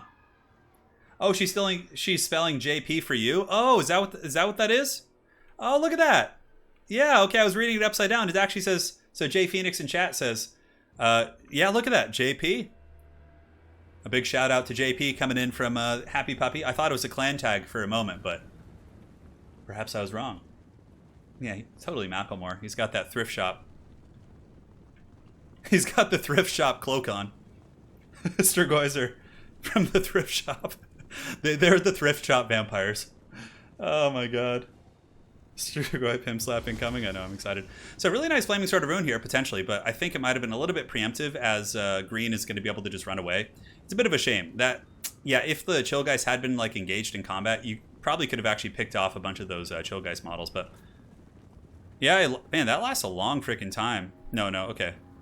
Why does it keep resetting? It's very strange. But anyways, they're getting a little bit of fire damage, so at least they're getting some kick here against the gooses up in the sky. Yeah, we'll see. And yes, the Chaos Formation is getting back into its ranks here. And the Marauder Horsemen continuing to throw those juicy throwing spears, which of course have good range and pretty good stopping power into the gooses up in the sky. But green is a very, very solid juking player here, so he's going to be able to, waste the ammo and juke many of those shots. I definitely think Happy Puppy needs to be a little bit more careful with the Flaming Sword of Ruin. It's not a big disaster though. Oh no! The Chosen do get the breath attack. It takes out 8 Chosen right there. Quite nasty for sure. But Happy Puppy also did a good job of moving right before the impact to mitigate some of that damage. Now, frontline fighting is underway. I think the throwing weapons, what needs to happen here, as someone who considers myself a Chaos main, is the Chaos Marauder Horsemen need to just focus the Mortis Engine more than anything else and use these Shaggoths to just screen out the monsters because, man, I'm telling you, the front line of Chaos is going to get buckled so hard. Marauders will have a very, very bad time here. You have to make that Klob Nagash pay the troll toll. So it looks like a Burning Head coming down. Burning Head is... cooks the Marauders. It kind of goes the wrong way. That was pretty unfortunate there. So that one ended up hurting a lot of the forces of Chaos. Chaos Warriors with great weapons are moving forward, and the Blood Knights and the Chill Guys kind of just waiting in reserve. But Archaon and the boys should be quite happy. And it looks like Summoners of Rage are just beelining. Look at these big boys pushing through the skeletons here, trying to get back onto the Mortis Engine. A little bit risky. And they do get attacked by the Gooses, and they can fight here. They do have some Marauder support. So yeah, pulling back the Summoners of Rage at this point would be a very, very good play. Spirit Leech going down as well. Chaos does not appear to have too much support nearby. And now the Chosen have piled in. Marauder Horsemen need to come over here. It looks like they're kind of embroiled in skirmish and kind of poking with the zombies and whatnot. But if they can come and just sit on this Mortis Engine right now, that'd be perfect. And yeah, look at that brutal damage here on these Summoners of Rage. That is nasty stuff.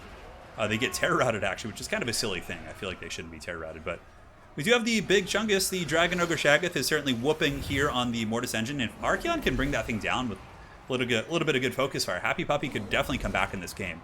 Because currently, the Vampires are really having quite a field day with this Chaos army. Over here we have Chaos Warriors who are chosen with great weapons, beating down the Sternsmen, so that's a very, very good trade there. Blood Knights charging in, but there's not going to be like a perfectly square charge. Nice breath attack there from Green, is able to tear into some of these troops here, and the Dragon Ogre Shaggoth is buffed up, as is this whole pocket of troops here, so there's going to be some good damage coming in. And yeah, the Mortis Engine's actually getting a little bit low. I don't know if the Marauder Horsemen are throwing. It looks like the Marauder Horsemen might be throwing after something else. Maybe going after the Strigoi Vampire Lord or Macklemore here with his fur coat. A little bit hard to say.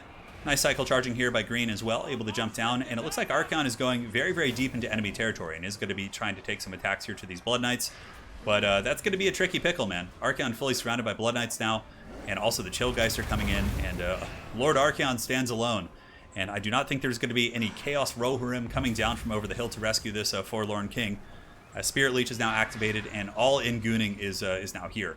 Chaos Warriors are trying their best to rush over. Maybe a really good Burning Head from Happy Puppy here could be a saving grace, like a Burning Head right down the pipe, overcasted. Could roast the Ethereal Cav units and some of the Blood Knights potentially, but yeah, I don't know. Archaon's getting very, very low. There's a Mortis Engine nearby to cause terror as well, but Chill Guys also cause terror. And Chaos is doing well in other areas of the battlefield. Happy Puppy has gotten a good angle here, so very, very good work. Looks like the Mortis Engine is going to be forced back here, but Archie being so overextended here is going to be quite painful. And Chosen and Chaos Warriors are pushing in. Marauder Horsemen just kind of drifting about, keeping that Mortis Engine out of combat. We still do also have the Chosen with great weapons. And yeah, if Archaon hadn't gotten in that situation, I mean, maybe, just maybe this would have been okay for Chaos. But yeah, with Archie going down, you're losing your Combat Lord and your Caster all in one. Archaon is a very expensive character. Generally costs upwards of 2,500 gold, depending on the magic kit you're bringing. So losing Archie like this is going to be quite painful. And it looks like Green is probably going to win that game. I still think it's a hard matchup for Chaos. And Happy Puppy, scrapped a good battle. The Klob Nagash was taken out, but too many of the engagements went to the Vampire counts early in that game. And that is going to be all she wrote for the Puppy. Well played to both players. Green showing that he's got some vampiric teeth. Bringing out Vampire Macklemore, taking us all to the thrift shop. And next up, we have Enrelis. Let me go ahead and get him. All right, so we'll send an invite here.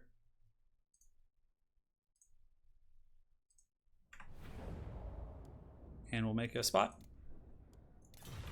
GG, well played. A good attempt and a tough matchup. All right. So we got the invite here.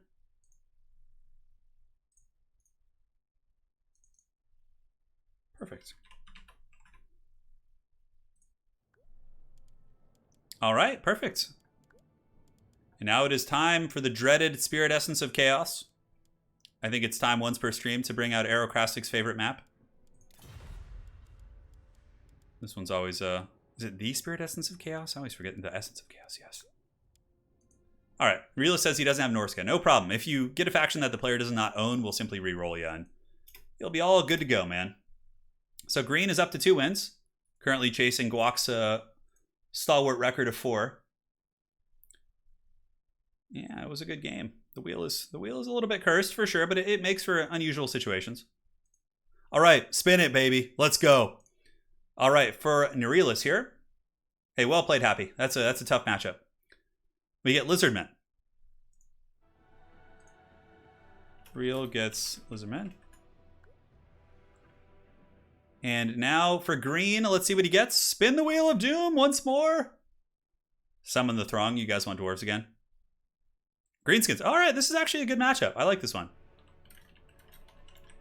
Certainly, Lizardmen can bring a lot of monsters, and just especially on a small map like this. All right, so we got the Lizardmen versus green. 5 minutes to pick army. Good luck, have fun. So at 2:25, we'll issue the players a final warning to ready up. And then we should be good to go from there.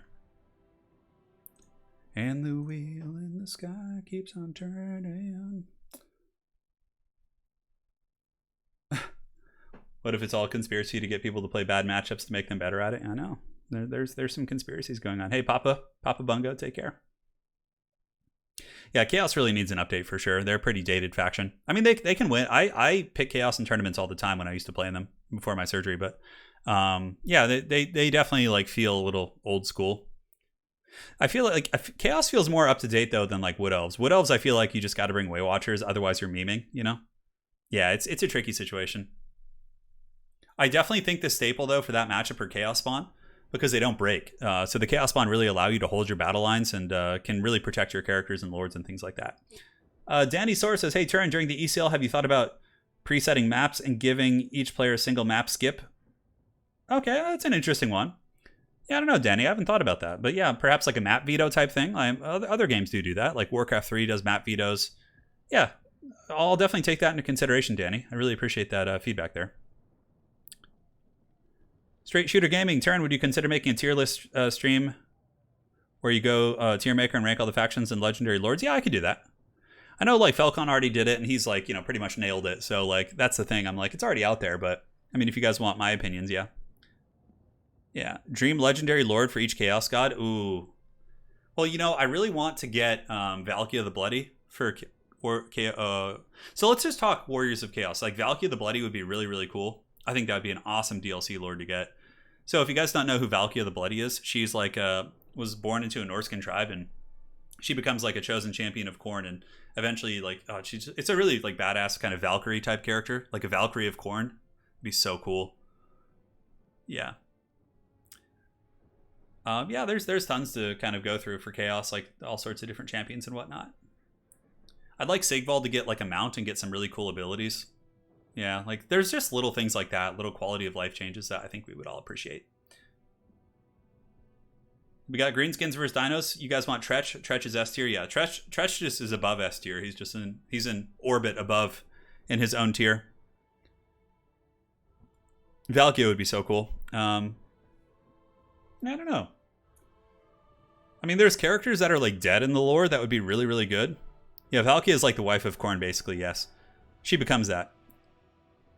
She needs to be a legendary lord for Khorne. Well, I don't think she'll be. I think she'll be a Warriors of Chaos pick. Because, like, my prediction, we're going to get a Warriors of Chaos update at some point. Maybe, I don't know when, but we're going to get a Warriors of Chaos update, and they're going to add all the mortal units. We're going to get, like, Khorne Berserkers. We're going to get, like, you know, those type of things. Like Nurgle marked warriors. We're going to get like Tzeentch kind of witchcraft. There's this really famous Tzeentch caster. I'm pretty sure he's dead in the current lore. Like but like they brought back Rapunzel, and she doesn't exist in this timeline. So you could do Von Horseman, I think is his name. He's like a Tzeentch guy. He would be really cool too. Like there's so many freaking cool characters in Chaos that you could bring. So I think we'll get an update for Chaos before Game 3, or maybe at the beginning of Game 3, which fleshes out the Warriors of Chaos, gives them like a couple legendary lords, gives them all the marked specific characters, you know, that Warriors of Chaos have access to. And then I think we'll get, in Game 3, we'll get demons. We'll get like all the, you know, the demon-specific factions. Egger and Von Horseman for Tzeentch, yeah, that'd be so cool. Yeah, and I think Valkyria should be with the Warriors of Chaos, not with demons. Yeah, that would be my 2 cents. I mean, yeah, she does eventually. It depends on what timeline they want to use her, too, because she wasn't always, like, demonic. Yeah. Warriors of Khorne subfaction, yeah. Egger and Von Horseman, yeah, I think that's it. The Twisted Twins for Tzeentch, yeah, that would actually be cool, because if you guys have read Gotrek and Felix, there's a really cool Tzeentch, these Tzeentch wizards, like these really creepy twins who, like, yeah, they would be actually a really neat choice, too. I forget their names. Hang on, guys, I'm going to fill up my water. I've been pretty bad about hydrating here today. And it is definitely a time to do that.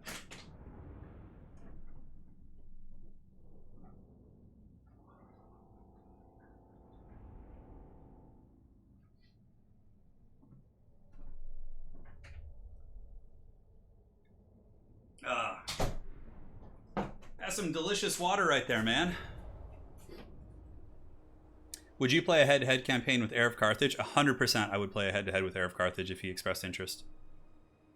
100%. I know I've told you guys in many streams, but Heir of Carthage is the reason I started doing YouTube. He was my initial inspiration. I loved his channel. And I was like, dude, this guy looks like he's having fun. I want to give it a try. Village the Curseling. Yeah, I'm not that versed on lore. Like, I don't know all the characters. I know a handful from talking to Lore Master of Sotek, but in general, yeah, I'm a little bit of a noob in that respect. All right, guys, and here we are. I'm going to focus on the battle now. It's been a pleasure talking about what's to come. For the Force of Nerealis, he's got a whole front line. Pretty durable stuff. He's got Saris, Temple Guard. He's got big thickness here. Mazdamundi, the big Chungus himself. On Zlak with the good spells, he's got Nets, Curse, and Harmonic Convergence. Very solid choice. And on the far side, a single laser dino. Interesting. I feel like you don't see solar engines too much in the greenskin matchup, but, you know, it has some teeth. Can snipe the lords, shoot their archers, and, you know, do its thing. Cold Blood Spear Riders, and in Deep Vanguard, we do have the Colossadon Hunters, which I don't think you want to Vanguard Colossadon Hunters, because, yeah, I mean, usually the things it wants to attack are going to be, like, bull rushing your front line anyways, right? So just keeping those guys kind of with your ranks, I think, would be a little bit better. But, yeah, it's a decent army. I don't know if it would be, like, an optimal army. I think some parts of it are very good, like Zlok is decent. Colossadon Hunter is probably not great, nor is the Bastillodon with the Solar Engine, in my opinion. But aside from that, the army certainly has some teeth. And those things aren't going to be bad per se. I'm just saying they're not like the optimal things to pick. So yes, that is that. And now, my friends, if we're looking at the Greenskin army of green, Green playing green, man. He's got Savage Orc Biggins in the front line, very standard stuff. He's got Skarsnik for the Rampage effect. He's got the Fist of Gork. Fist of Gork, and Here We Go. So just combat buffs on this Shaman back here. A couple Stone Trolls, of course, to fight dinosaurs. And, yeah, mobility, Spider Riders, Orc Boy Biggins. But yeah, really the epicenter of this army, the hard-hitting core, is going to be the Savage Orc Biggins, buffed up by the Wa, and also buffed up by this freaking Orc Shaman, who's going to be saucing those guys up pretty good. Yeah, Solar Engine is not bad against Trolls, but here's the thing about Solar Engines against Trolls. Let me break it down for you, man. So if you take a look at Solar Engines, they do fire damage, which does lower the Trolls. Well, Trolls are weak to fire, so basically you get the extra 22%. But the problem with the Solar Engine against Trolls is it also does magic damage. So if you take a look at the Stone Trolls, they have freaking 25%. So that negates the fire damage. So on top of that, the Trolls do have missile resist and the armor too. And 70 armor against the low AP of a Solar Engine, they're not like super good at killing Stone Trolls. Basic Trolls, yes, but not Stone Trolls, in my experience. So yeah, that's that. Yeah, it's kind of a shame you never see the other Trolls. They're so cool looking, the River Trolls. Like the Swamp Things, I feel like could maybe make a little bit more play because they cause terror, but yeah. Yeah. So we will see a little bit of a deployment here from the Lizards. I definitely think if you're playing against Greenskins as a Lizardman, I'd probably keep a tighter formation, like a little bit more kind of centralized because they're going to swarm you. And you want to stay with your big dino, right? Like your big Mazda Mundi, your big thick boy there. But we'll see how it unfolds. As a matter of fact, in our Discord, Aerocrastic just shared a link to the Beginners League, the Snotlings League. So yeah, that's up there. Yes, the Solar Engine against Savage Orcs isn't bad also. And yeah, against Bacon Cav, that's not bad. Look at that. A couple Orc Boar Boy Biggins do get taken out there. Coldland Spear Riders are advancing to engage the Orc Boar Boys, and they should win that engagement. And Mazda Mundi and the boys are all advancing. So yeah, the battle's pretty much going to be on all fronts. Green pulling back here. Oh, this is a little bit rough for the Dino. So Green pulls back, baits them in, uses Spider Rider's ambush, and then charges in with his own Bacon Cav, which means that the Solar Engines are going to be, not Solar Engine, but the Coldland Riders are going to lose this fight pretty horribly. In the meantime, Mazda Mundi does go for an attempted banishment right there, but just barely misses it. Nice try right there, but it looks like he does cancel the cast, so well played there. So now Big Mazda's going to be fighting a bunch of Stone Trolls, and, you know, he's got good AP. He certainly can kill Stone Troll models with the right support, but the Greenskins are able to get a massive backline flank. Orc Boar Boy Biggins pretty much have free range to rear charge any of these units. For example, the Orc Boar Boy Biggins could rear charge the Saurus and break them.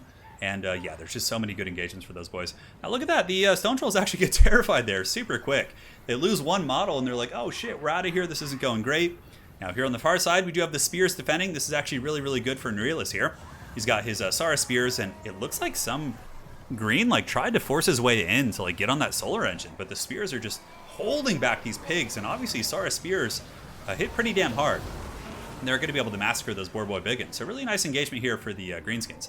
Now in the back, a little bit of a disaster here. You can see the Colossadon Hunters did appear to dive in, but they're just being taken apart by the frickin', missile cav. And a banishment attempt going in from Mazda Mundi, but Green does see it coming and is able to dodge that bad boy. And now Mazda Mundi's coming over to this fight, I guess opting to abandon this area, realizing that the Saurus Warriors and Spears and all the boys here may not need his help, or they, might just be sacrificing them to the old ones, who knows.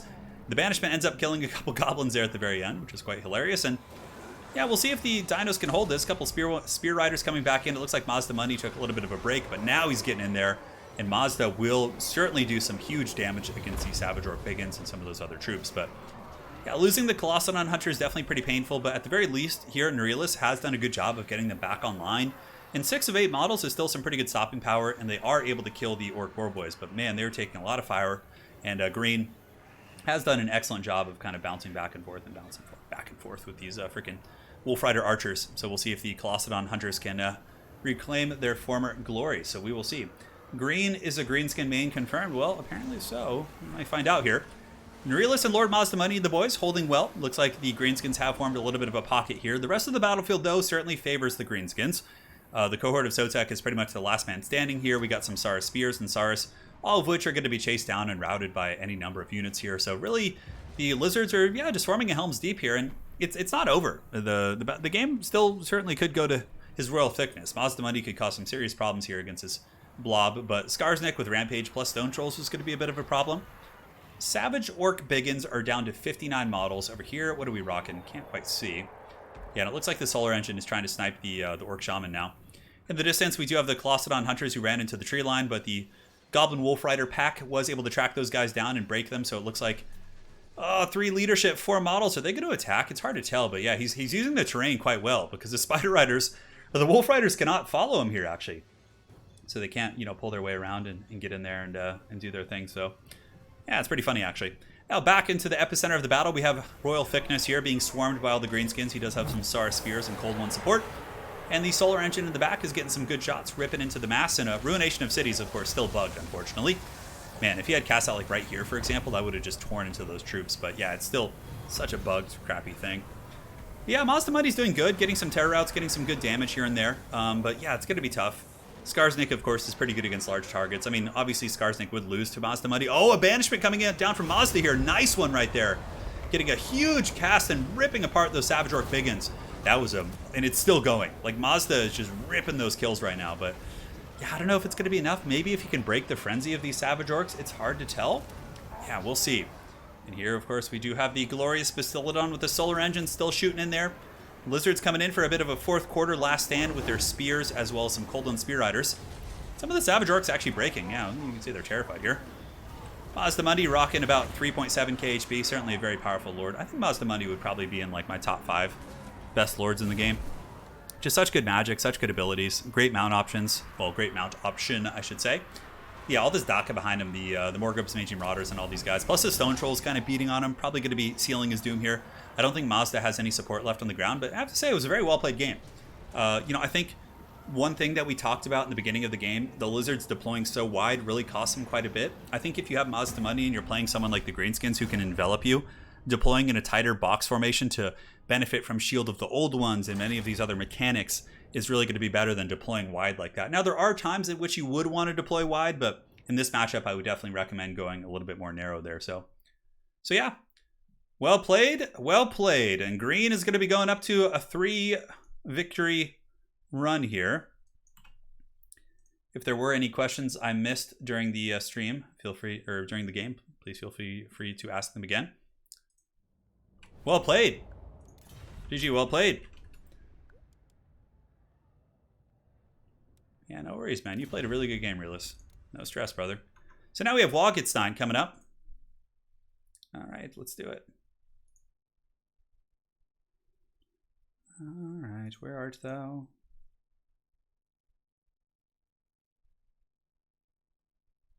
Where art thou, King of the Hill? And Waggenstein. Perfect.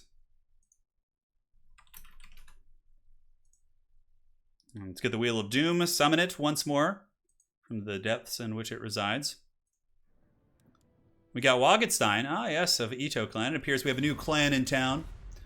New kids on the block. Maybe they're old and I don't know. We'll see. All right, so let's spin it for Waggenstein. This is his faction. Zolaski, you're coming up. You're up next, actually. We got Vampire Coast, which we haven't seen yet today. Coast for Wag. He says vengeance for Guac. Oh man, we got some clan tension here. So we got the coast for Waggenstein, and now for green. You guys ready for dwarves? Here it comes. Dark elves. Ooh, buddy. For green. Now for the map. Let's go ahead and pick something that's a little bit more reasonable here. We can do Tower Foeth. Yeah, that's fine. Map set. All right, so players are going to pick away. We got the Dark Elves versus the Vampire Coast. War Pigeon. Yeah, I'll fix the link after the stream. So just stay tuned for that. Stay tuned for that, man. Yeah. We got the Coast against the Dark Elves. I think a matchup which is a little bit Coast favored. Dark Elves can certainly win it. It's winnable. But slightly Coast favored, I would say. Maybe like a 55-45 type situation. But of course, green has showed that he has some serious teeth. Waggenstein's also quite a good player. I played a couple games with Waggenstein the other day. We played 3 games. It was quite a bit of fun. And yeah, we'll see what happens here. Let's go ahead and get rid of the Wheel of Doom. How you guys all doing, by the way? You guys all surviving your very own apocalypses in your respective countries? Whether it be the Rona or massive fires or any number of other catastrophes that could be happening. Hope you're all doing well. Enduring. Vengeance is coming in a little bit, says Legion. I know. What time is it right now? 2:30? Okay, I have a little time before my physical therapy. We're making some good progress. How many games have we gotten through, by the way? A handful of players left. So this is Waggenstein. We'll see how far we can get. So Zolaski, 2, 3, 4. Okay, very good. So I forgot to tell them 5 minutes, so I'm going to be relaxed about it, because if I don't tell them, I don't want to spring it on them. Yeah, sadly still happening. Sadly, yeah. Geralta Rivia says the Rona isn't too bad here in Ireland, yeah. Yeah. We all got our own things going on, man. What's up, Eli V? How you doing, man? Really calm here in Finland? That's nice, dude. Yeah, it's definitely not calm here. We had to go to downtown Los Angeles this morning to do some paperwork stuff. And we just had, oh my god, there's just like The Walking Dead down there sometimes, man. Oh god.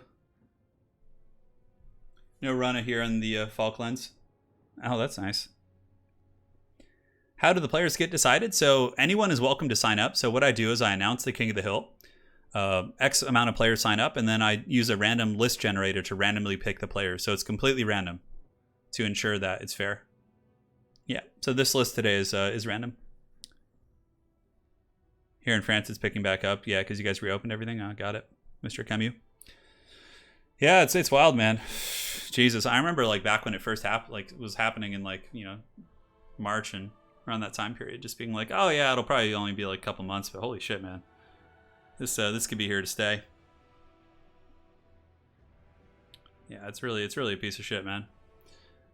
So many people have lost their jobs. That's the real, like, so many people lost their lives, right? It's just such a tragedy, man.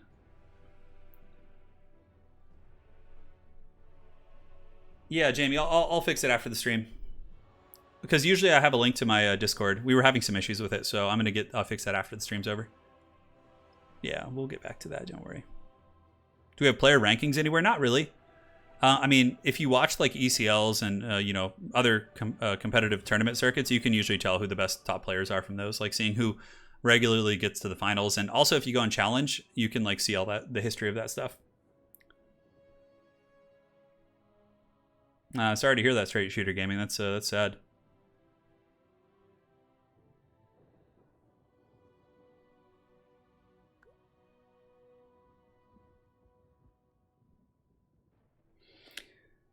Yeah. We're going, guys. We're going strong. So it looks like green is ready. Waggenstein. The dreaded Luther Harkin, I'm sure, shall make an appearance. Luther is, of course, an absolute ace. I think Luther is the best pick in this matchup. He's so good. Luther, a couple cannons, a bunch of bombers, you know, that kind of stuff usually can do the trick. You know, I haven't gotten into Mandalorian yet. I heard it's super good, but Lady Turin and I will be starting that relatively soon. All right, let's go. We got the Waggenstein versus green. Let's get this party started. Party started, man. Yeah, I'd love if we had a ranking system like an ELO system. It's so hard, though, because like we have so many different tournament hosts, all of whom, you know, have had their own seasons and splits. And then on top of that, they sometimes use different rules. So it's not really a good way to compare players if they're under different rule sets. But, you know, I think when Game 3 comes out, like, I'll try and like focus on that. Like maybe I'll make an ELO system for at least mine so you can see who the top players in my tournaments are. And yeah, I really am going to hit it pretty hard when Game 3 comes out, guys. So don't you worry. Yeah. All right, guys. For the forces of KOTH, pretty standard. Looks like he's got 2 mortars, which counter shades and archers. He's got a carronade just to bomb hydras and all sorts of big targets. He does also have Luther Harkin up in the sky. Luther Harkin is hands down the best pick here. He can pretty much kill anything he gets his clutches on. He's durable. He can't really be broken. Just an absolute terror in the night. Now for the front line here, it's going to be Zombie Nation. Secondary back line is going to be bombers and handguns with Morngul's as a flank sweeper, or kind of backline sweeper, and some scurvy doggos just to run around the battlefield and scout and do all that sort of fun stuff. And that is that.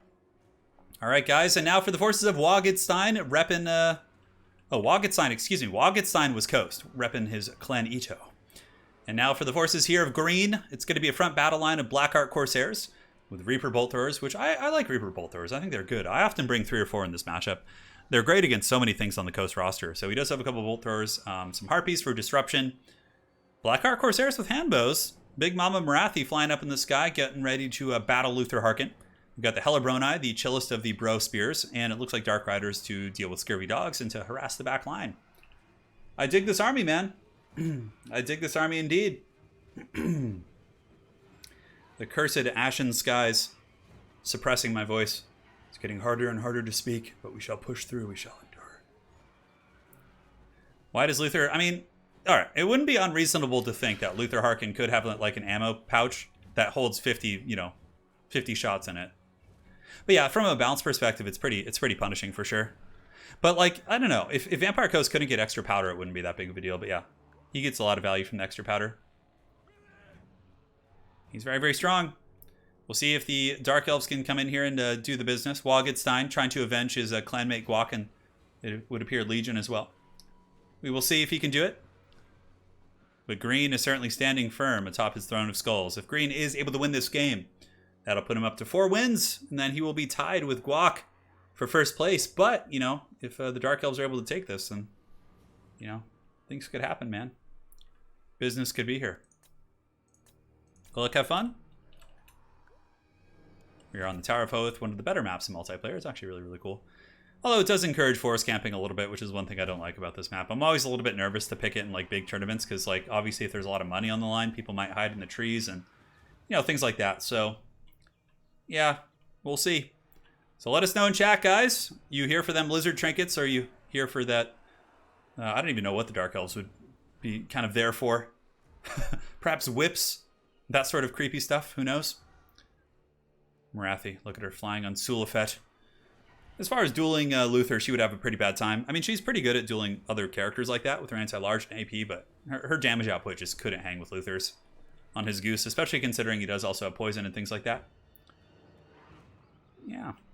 Yeah, shooting and meleeing at the same time is very, very impactful. There are other characters in the game that do that, like many of the Dreadlords with the crossbows and things like that, but when they're on their dragons. But Luther just happens to be the best at it. Because also his pistol shots do add a miscast chance. So if Luther has recently shot you, it adds a 50% miscast chance, which is pretty crazy. On top of that, it also lowers your physical resist by 10%. Yeah. Yeah. Sacrifices. Definitely some Dark Elf stuff. All right, the battle's underway. The mortars will immediately start shooting. A very interesting army here from Green. Blackheart Corsair handbows are something I'm very eager to see how they do against the mortar fire. Shades, I always thought Shades were kind of the go-to in this matchup. Of course, Shades, have some huge AP, and they can also creep up on you without being shot by mortars because they do have the stock. But the Corsair handbows are a little bit more, they're more armored and, of course, can 360 shoot, so they, bring something different to the battlefield. Now, spray fire mode is actually going on the handguns. Interesting choice. I actually thought we would see him go after the bombers, maybe, to free up the frontline pressure, because you can't really engage the coast front line terribly well if they have the bombers here. The Carronades, in the meantime, are trying to snipe the bolt throwers, which isn't necessarily a bad idea. One bolt thrower here has actually already lost the model. And Morathi gets hammered here. Man, just beaten down. Hornswoggled, double handgun back. They're able to just pound Morathi and do a ton of damage. And she certainly doesn't like that pounding. A lot of damage there. So up in the sky, we have a couple of Harpies kind of creeping about, but Waggenstein does have a very nice kind of spread of handguns, so no matter where his opponent comes from, he's going to have some, stuff to deal with it. Granted, some of the Harpies jumping back here, going after the mortars, and Harpies are infantry-sized, which means that halberds won't kill them very quickly, so, nice little disruption there from those Harpies as they pull back. And now you can see the good old bolt throwers are actually able to potentially crumble down this handgun. That's actually pretty cool usage there. So yeah, the bombers are getting danger close, but now the bombers are actually pulling back for some reason. A little bit of a mistake there from Waggenstein. I think maybe pushing up the bombers to really unleash hell on these infantry units would have been the right play, but even still, the Corsairs have now engaged in the front. Corsairs will make just mincemeat here of these zombies. Zombies, look at the stat line, especially when Morathi's nearby. She puts the zombie stats down to 0 and 6 respectively. That is such punishment for sure. So if we zoom back up, you can see the double bolt throwers are shooting in spray fire mode into the handgun mobs and getting some good work. Bombers are now compromised in melee here by the Dark Riders of Green. Luther Harkin maybe going after Morathi here wouldn't have been a bad idea. She was a little bit kind of isolated in an infantry fight, but even still, Luther is being used to chase away these Dark Riders and taking a little bit more of a conservative approach. Now, as far as the balance of power goes, it's pretty even at this point. It's a little bit in the favor, it would seem, of KOTH, but I don't think that's really an accurate assessment of the battle. Harpies back here able to get a wonderful pick. It looks like this mortar is going to be taken apart. And I don't know if the Vampire KOTH is reacting quickly to this. It doesn't look like Waggenstein has noticed, and he's going to lose a mortar for his time there, which is pretty unfortunate.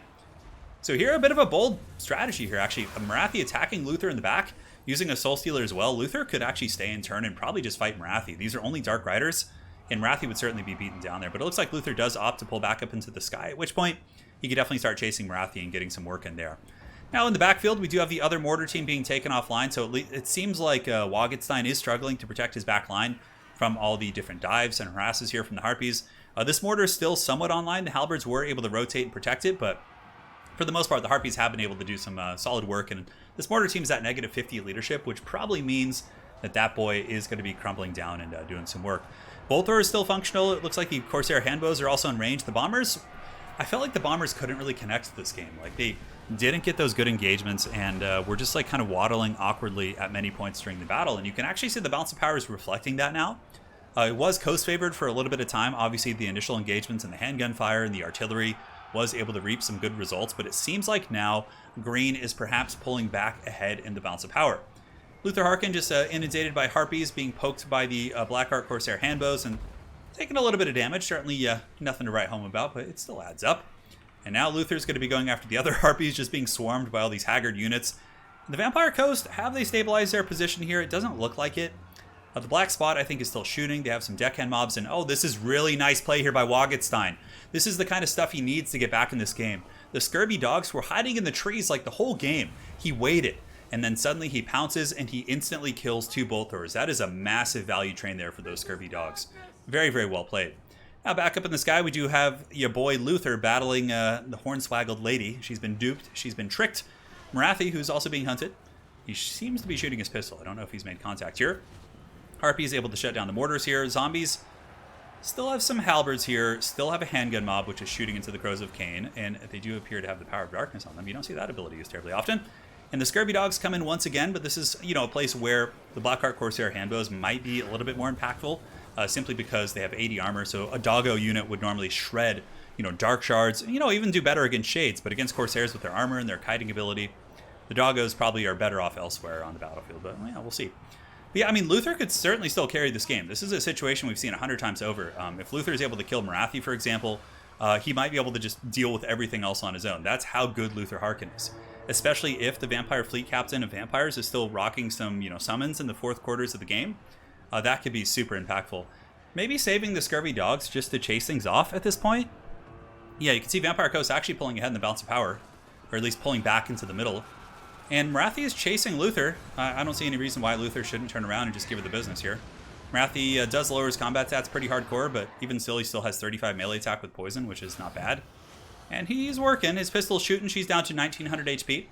Corsair handbows are being potentially screened out by some deckhand mobs here.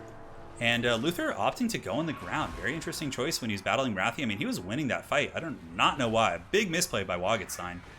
I mean, that could possibly cost him the game here. Because, yeah, he's putting Luther on the ground, which is going to make him a very easy target for the handbows. And Morathi's also, he had a one-on-one fight up there, more or less. But now he's being swarmed on the ground by, a bunch of different things. I mean, I guess he has turned back around to go after Morathi, but here you can see the coast has actually secured its position. The Vampire Fleet Captain is here. The handguns are functional. The bombers are getting some good work here. So coast appears to have stabilized their position. So yeah, that one play there might have thrown the game for Waggenstein. If he can get Luther away back to his support and just use his handguns and bombers, I don't know what the coast can really, or what the but Dark Elves can really do about that. Yeah, 1000 HP, a major throw by Waggenstein. Major throw. Luther was up in the sky, he was winning, but then he dove, took a ton of firepower, and yeah, your boy Luther is going to be getting karate chopped by the Cult of Pleasure lady, by Morathi. Luther's not down for that, apparently, and he's going to be running for the hills, and down he goes. So Luther Harkin has fallen, and now you can see it went from being coast favored to Dark Elf favored. Morathi's still alive, and the coast is still functional in a couple areas, handgunners, and of course having the juicy vampire character here is quite nice, but I don't think it's going to be enough. Samuel Christensen just got PC Gaming again. What, in your opinion, are the top 3 essential DLCs for Warhammer 1 and 2? Vampire Coast is one of my favorite DLCs. I think the Greenskin DLC is freaking amazing. And the Skaven DLC, God, there's so many good ones. But yeah, the Skaven DLC is really good. Like the Ikit Claw one, it's so fun, dude. Those would be my suggestions. Plus, Coast is super powerful in multiplayer. Skaven with weapons teams are super powerful in multiplayer. And Greenskins are really good multiplayer. So not only are they good campaign DLCs, but they're also really, really good multiplayer DLCs. Yeah, Luther got the business, man. I mean, it's not over. You can never count the coast out, man. They still have those handgun mobs in the back, some bombers, and the Vampire Lord here is going to be quite strong. But Morathi should be able to kill this character with ample cycle charging. And the handgun mob, it is the black spot, actually. Yeah, you can see the Harpies jumping in there.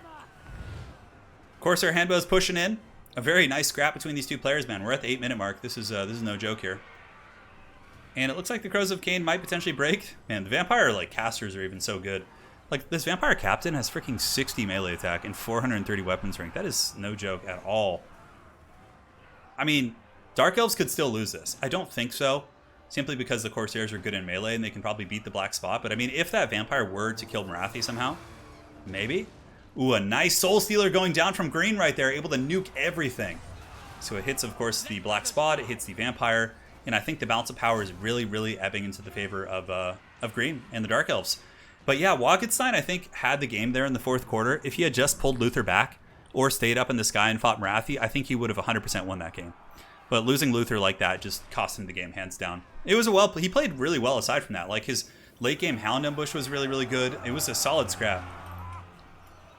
GG, well played. So green is going to be tying Guac. It's not over till Celestra sings, says Hadrius. Perhaps true. And the Dark Elves claim victory. Marathi and the Corsair Handbows. And a very, very hotly contested match. Well played to those fine players there. It was truly a solid scrap. Yes, glorious indeed. Yeah, buddy. All right. So let's go ahead and update the cards. And we shall jump on over to Zablaski. How are we doing on time? 2:53. Who's up next? Oh, that was the wrong chat. I just typed Zablaski in there. But no, Zablaski, if you're watching, you are up. So I'll tag you. Right, let's get this party started, man.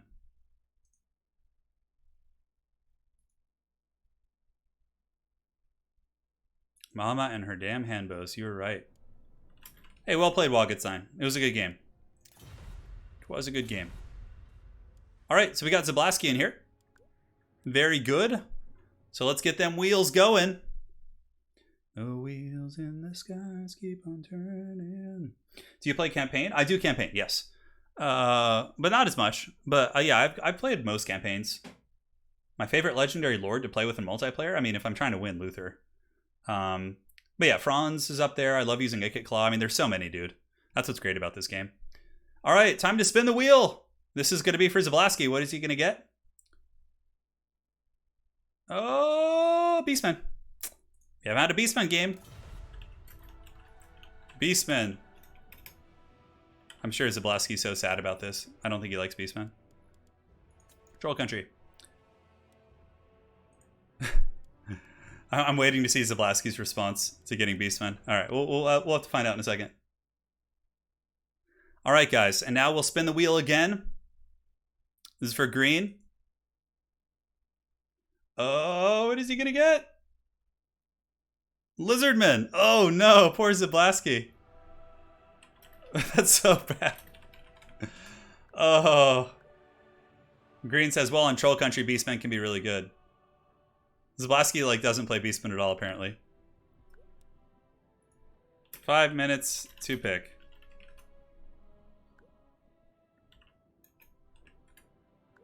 All right, cool. Let's hang out, man. No, Beastman mirror match on Troll Country would be pretty funny. Oh my god. Man, so I drank coffee for like 3 days in a row, and like I hadn't had it in a long time, and I have to say, the past couple days, man, I've been having some serious coffee withdrawals. It's bad. So we got Beastmen versus Lizards. I mean, Beastmen can win this. It's not impossible. It's certainly Lizard favored in my opinion, but Centaurs with throwing axes are great. Minotaurs can be very effective here. There's tons of ways you can play this, so. Cygors, I like a Cygor here too. Yeah, Green is certainly a very good player, but so is Zablaski. They're both top tier guys. Yeah, if they lack the DLC, if a player doesn't own the DLC, I simply just respin it for them. Yeah, that's correct. That is correct, my friend.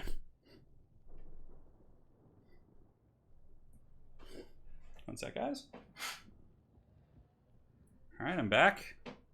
Got to get ready to go to my physical therapy soon, so we'll do it to it.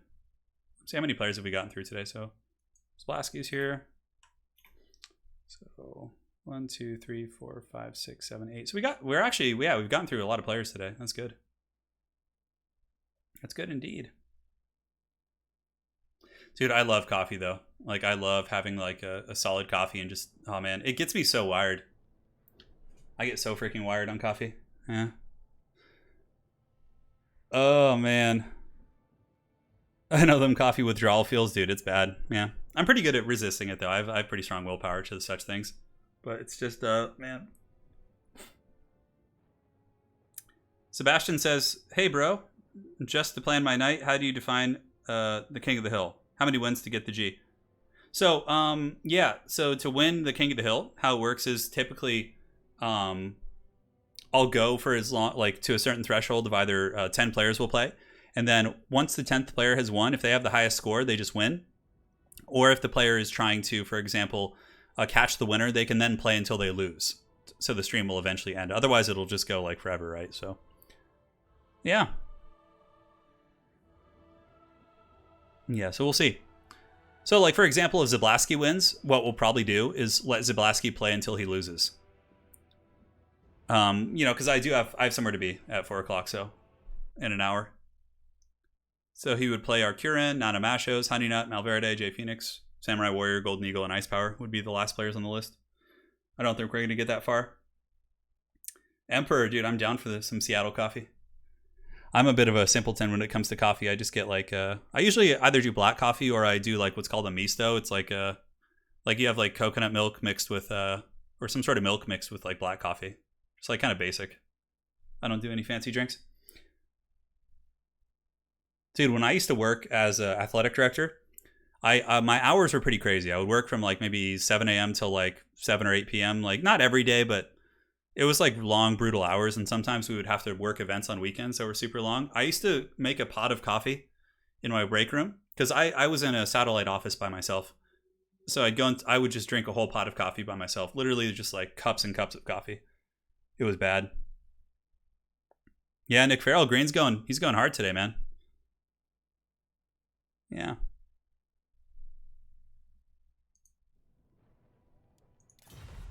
Green says, I don't know if this will work. Zablaski says same.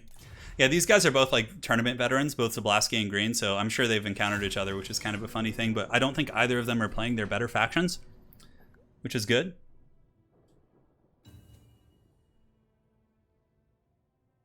I mean, I'm not picky about coffee. I'll drink anything. Like, it's the caffeine I come for. Like, I don't care for decaf coffee. The reason I drink coffee is to get a buzz, you know? Yeah, so there's that. That last game was really close. Waggenstein, man, if you're in chat, you played a great game, man. It was that one mistake with Luther at the end of diving on the ground, I think cost it for you, but it was a good proper scrap.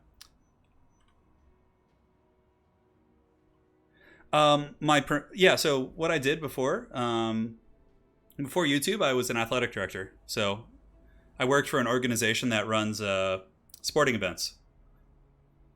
So I managed maybe like 1,000 to 1,500 athletes in my program, and I ran a bunch of team sports leagues and organized the rosters. I selected the coaches, and I managed the budget for my area. So I was in charge of running all the sports programs in San Jose, in Silicon Valley, basically. So San Jose, San Benito, Monterey, and Santa Cruz. Yeah. So I ran sports programs, and so a lot of it was like running sports events. I'd have to get all the equipment. I'd have to get the staff in place to run certain aspects of the events. Yeah. So it's basically like I'm more or less an athletic director. Yeah.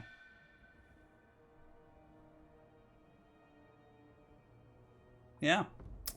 And that's that. The turn Blitzenstein. There's already a turn bingo. Somebody put it in the Total War Reddit a while back. It's pretty good. I actually thought about making a turn bingo, but you guys honestly know my diction better than I do. Yeah. All right, guys. Yeah, you know, like, okay, so people have suggested that, yeah, just do like caffeine pills, but there's something about having like a warm drink in your hand and just sipping on it that is so therapeutic and enjoyable. Like, for me, it's like, I like the caffeine, but I also want the experience, you know? Yeah. No, I haven't done sports in a long time. I mean, I played American football for 7 years. I played soccer for 3 years. Yeah, give or take. I've done jiu-jitsu. I ran track and field for 4 years, for 3 years in high school, and then in college I ran track and field. So yeah, I have a bit of a sports background. All right, guys, so for the build here of the Beast People, oh, the dreaded double Cygor. I don't even know if this is legal, but who cares? I think it is. Yeah, it should be. Double Cygor. We got Bestigors with Gorok's Manrippers, Morker the Shadow Cave, a Bray Shaman, and then Centaurs the Throwing Axes. So a very elite Beastman army, actually, with double Cygor. I can't remember if that's legal. Yeah. I can't remember. And now, guys, if we take a look here at the Dinos, it's very much going to be a Blitz build. Croxagors with Skinks, backed up by a Skink Priest of Beast, Skink Priest of Manticore summoning, but with no Manticore summons here from Green. Very much the avant-garde build. We got Star Chamber Guardians. On top of that, we do have Pterodon Riders. And who is his lord? Where is his lord, as a matter of fact? Oh, Nakai. Oh, baby. Look how alpha Nakai is. Star Watcher, thank you for the 1099, man. I really appreciate it. And the first Cygor boulder's raining in. Oh my god, the Skink's getting the business there. Dude, I'm so excited for this battle. This is going to be a great scrap. It looks like some of the Pterodon riders might have taken a ball to the face too. Man, they're super beat up. They actually lost the model. Cygors aren't going to be super great here. I mean, I guess, yeah, just focus Star Chamber Guardians the entire game and you'll get your money's worth. Centaur's just going to be kind of trying to protect the Cygors. It looks like we also have a Cygor Summoner in the back from Zolaski, so we're going to be getting like 3 or 4 Cygors here on the battlefield. And yeah, Star Chamber Guardians should be taking a pretty heavy pounding. Oh, the Warp Gaze here from Zablaski. Nice one. The Warp Gaze going down on the Pterodon Riders, which does lock those bad boys in place, allowing the Centaurs with throwing axes to actually catch them and do a lot of damage. So far, a very good start from the Beastmen. So now we have Bestigors charging in. Bestigors will get smashed pretty bad by Kroxigors, but you know they'll put some damage in on their own as well. Koroks Manrippers with Morkur the Shadowgave charging right up the pipe, and Koroks Manripper is quite good against large targets with their halberds, but yeah, the big boy is still going to be a tough one to lock down, and Nakai is here as well. And I would imagine the Primal Roar or something is going to be active here. So Curse coming down from the Beastmen and the Miasma of Despair, so big AoE debuff, lowering melee attack, accuracy, speed, vigor, all sorts of stuff. But the poor Star Chamber Guardians of the back are just getting annihilated by the frickin' Cygor Punishment Squad. But, you know, on the flank, though, Bestigors don't have the best melee defense, especially when debuffed. And here you can see that the Kroxigors are able to break past the first battle line there of the Beastmen. But the Chaos Spawn summon here from Morkur the Shadowgave is going to be enough to probably fight off those Kroxigors and maybe even kill them if focused properly. So now Big Chungus is coming into the back line. We do have the Stegodon of Beast. I think 2 Cygors, honestly, what I would probably do if I were Zablaski is I would grab my 2 Cygors at this point. I would pull them in and start attacking that. Oh, look at the boulder throws from the side. Yeah, you could probably grab your Cygors and just start beating on that Skink Priest, potentially. Yeah, but it looks like he's going to pull back, so I think Green is aware of this and is being very, very cautious. So the spawn summons are still going strong. Balance of power is very, very even, which is actually an incredibly good sign for the Lizardmen at this point. And oh, Nakai just laying a royal beatdown on Morkur the Shadowgave. You can see a ton of damage coming in. And of course, the Beastmen kind of power in this area is mostly spawn dependent, and it looks like Morkur is going to be using his second Chaos Spawn summon. That's pretty good. Definitely going to be quite a menace. Centaurs the throwing axes, just dealing with Pterodon Riders. I don't think the Pterodons should probably focus the Cygors. It's going to take too long to kill them. I think focusing down the Centaurs and other things like that is probably a little bit more cost effective. Anyways, here we do have Kroxies coming in. Kroxigors aren't like anti-large specialists, but nonetheless, still going to be able to get some solid paddling and lock down the Eye of Morsleep and keep it from throwing boulders. And a huge donation coming in from Havoc in chat. He says, just enjoying the games and commentary. Dude, Havoc, thank you so much for the $100 donation, man. You must be enjoying these games. So thank you so much, man. And hopefully you're enjoying this glorious battle between Zablaski and Green. And one last time, man, thank you so much for that donation. That is super generous of you. And now we'll carry on in your honor. In the back here, very good catch here by Green. He's able to get the Pterodon Riders, which aren't terrible in combat. And he's able to trap up a lot of the Centaurs, who are pretty much on the white line here. So if they do break, they're more or less going to run off the battlefield. Morkur is still functional. Temple Guard, you know, have certainly taken quite a few boulders to the face. So those guys are a little bit tattered. But yeah, it's a close battle. I mean, we have Koroks Manrippers and some spears. Balance of power is very even, but is it just me, guys, or have we not seen Cygor summons yet? Like, I'm looking around. The caster is still alive. I feel like there are going to be Cygor summons here in the 4th quarter of this game. The Bray Shaman of the Wild is kind of lurking a little bit suspiciously. And oh man, those boulder shots are just nasty. Morkur is taking a bit of a hammering, of course. Temple Guard here do magic damage, but Nakai is going to be the big threat. Nakai is he's overcosted, but that's the only reason why Nakai is really bad. I mean, his abilities are good and he hits pretty hard. Again, it's just the fact that he's overcosted that makes him a less competitive choice in many situations. But yeah, Nakai will beat the brakes off Morkur the Shadowgave head-to-head in combat. And you can see that reflected. Morkur is probably going to shatter here. The big alpha, crocodile going to be hunting this guy down. As the Koroks Manrippers try and come in to salvage the situation, but it looks like Green is pulling ahead on the bounce of power. It's been a very proper scrap, but the Eye of Morsleep, I think, is broken. Man, Eye of Morsleep getting taken out right as I look there. It looks like the Kroxigors plus the Skink Priest able to do some solid work there, but I think your boy Green is going to be claiming victory. Obviously, Zablaski is an elf main. He likes to play elves, so being forced to play Beastmen into a matchup in which I think is very hard for them is certainly tough. But yeah, double Cygors on this map also not so strong, because like it's so close quarters, like you're not going to get a ton of value comparatively to like a bigger map. I think like using more of a rush build with like Spawn and Minotaurs would have been much more effective here. But yeah. And also the Bestigors kind of got pounded too. Bestigors got like wrecked by the Kroxigors pretty hard, so there was a lot of like inefficient trades. But Zablaski still played a very good game, despite having some inefficiencies in his army. So that is that. Biomenace, you could be right, but yeah, it's all good. It's all good in the hood. Dude, Havoc, thank you again for your donation, man. I can't thank you enough. So we'll play for another like 10 minutes. Although green is more or less won this, guys. Because there's not going to be enough time for anyone else to beat him, so. Hang on a sec.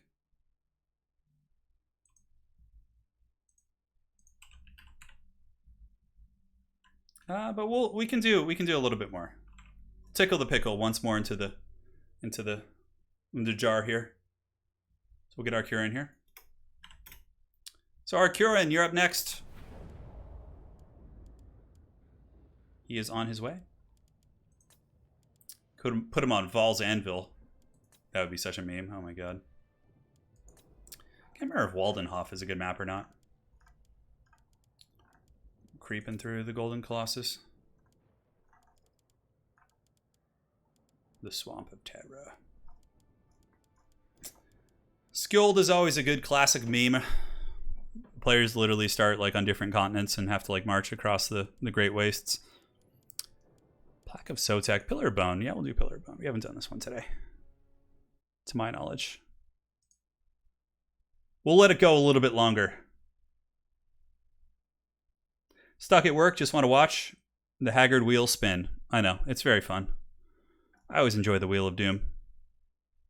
This is the very tail end. These are kind of games just for fun at this point, because there's not going to be enough time for anyone to beat green. And we did go through our 10 players as well, so yeah.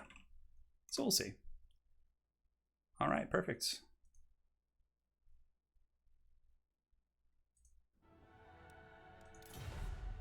All right, players just saying good luck, have fun. At least I know a bit better how to play this matchup. You see, Zolaski, you know, being positive. I love it, man. Learning, which is good. Graham Smallwood says, super random, but I just noticed your channel doesn't show up in the shortcut list on the left. Everything else seems to be there. Just not turn is the... Huh. Just not... I have no idea. Yeah, maybe it's just a bug on your end or something. Mushroom Cave. Oh my god, that map. All right. Let's spin the wheel. All right. This will probably be potentially one of the last games. Depends on how long it takes. So let's spin that bad boy. Shake that wheel. And this is going to be for our Kieran. What do you got for us? That looks like Empire to me. Yep, Empire. I had to make the screen a little bit larger. Emp for Arc. And now for green. The Mean Green Machine. Let's spin this bad boy and see what he gets. What else? Oh, okay.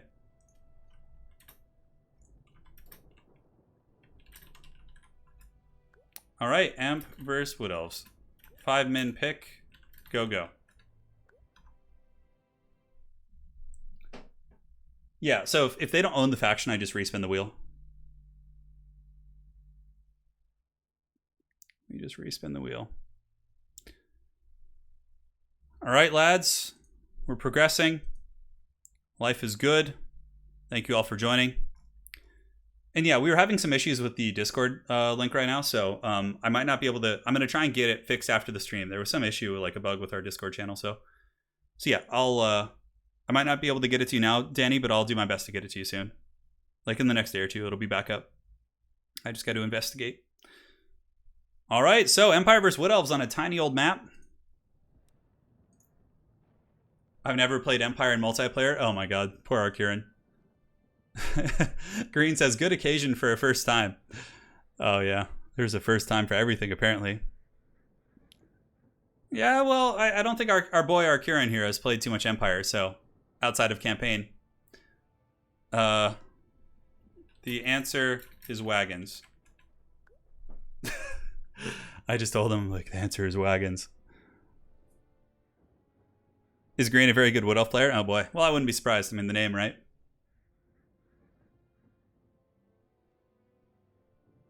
I wonder how many wagons he'll bring. Oh my god. No, Guac is not still playing. Guac did very well, though. Guac is currently in second place. I actually got to update the scorecard here. But green was able to... green had a really close match. Almost dropped one against waggenstein. But has been able to take over the crown. Yeah, I'll probably have to go after this game. It's getting really tight on time. I don't want to be late. Got to get my stupid hand fixed. But we got through more than 10 people, which is good.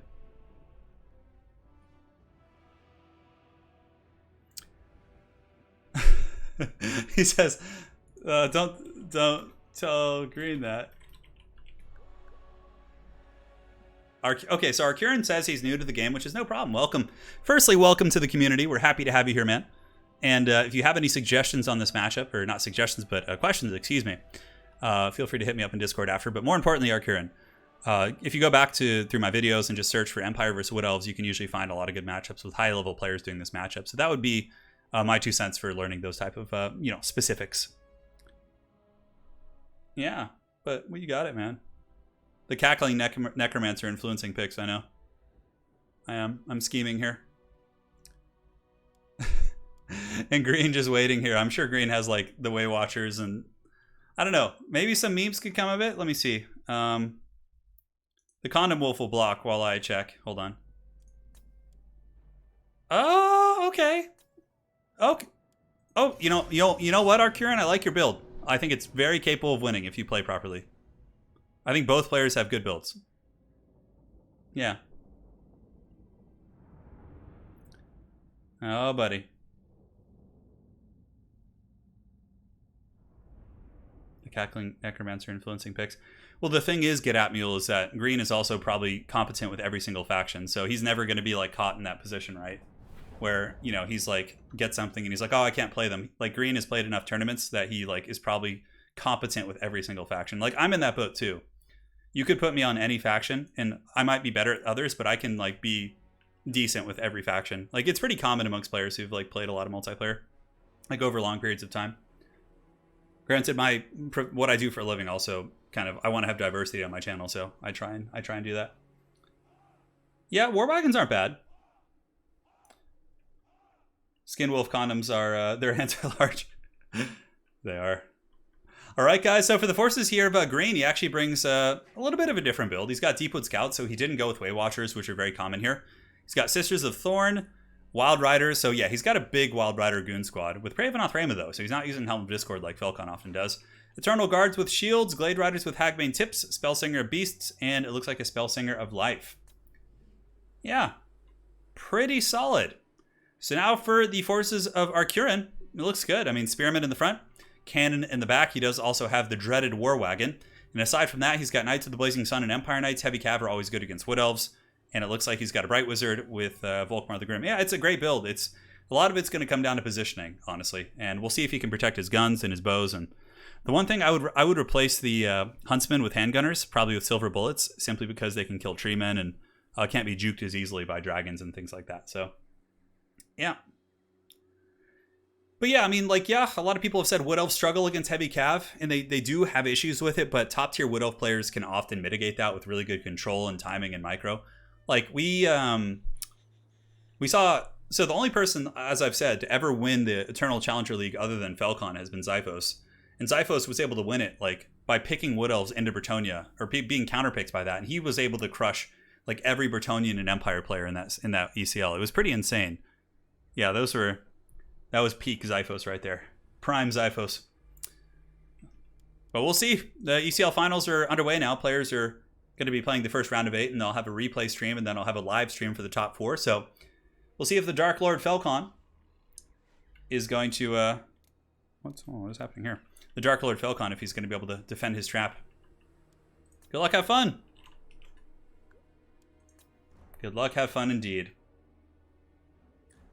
So we'll see if Ark can pull an upset. I mean, as far as the deployment, it looks good. No real criticisms. Yeah, Empire Knights are here. We got some Knights on this side hiding in the trees. We have the dreaded wagon. I don't really know how the wagon's going to be defeated. Look at this thing. Glorious, glorious.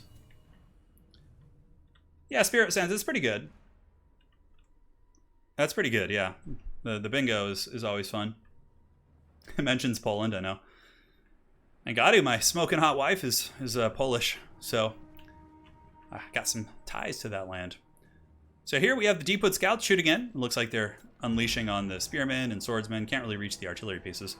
It's a big part of this matchup to make sure you screen out the missiles onto your artillery and things like that.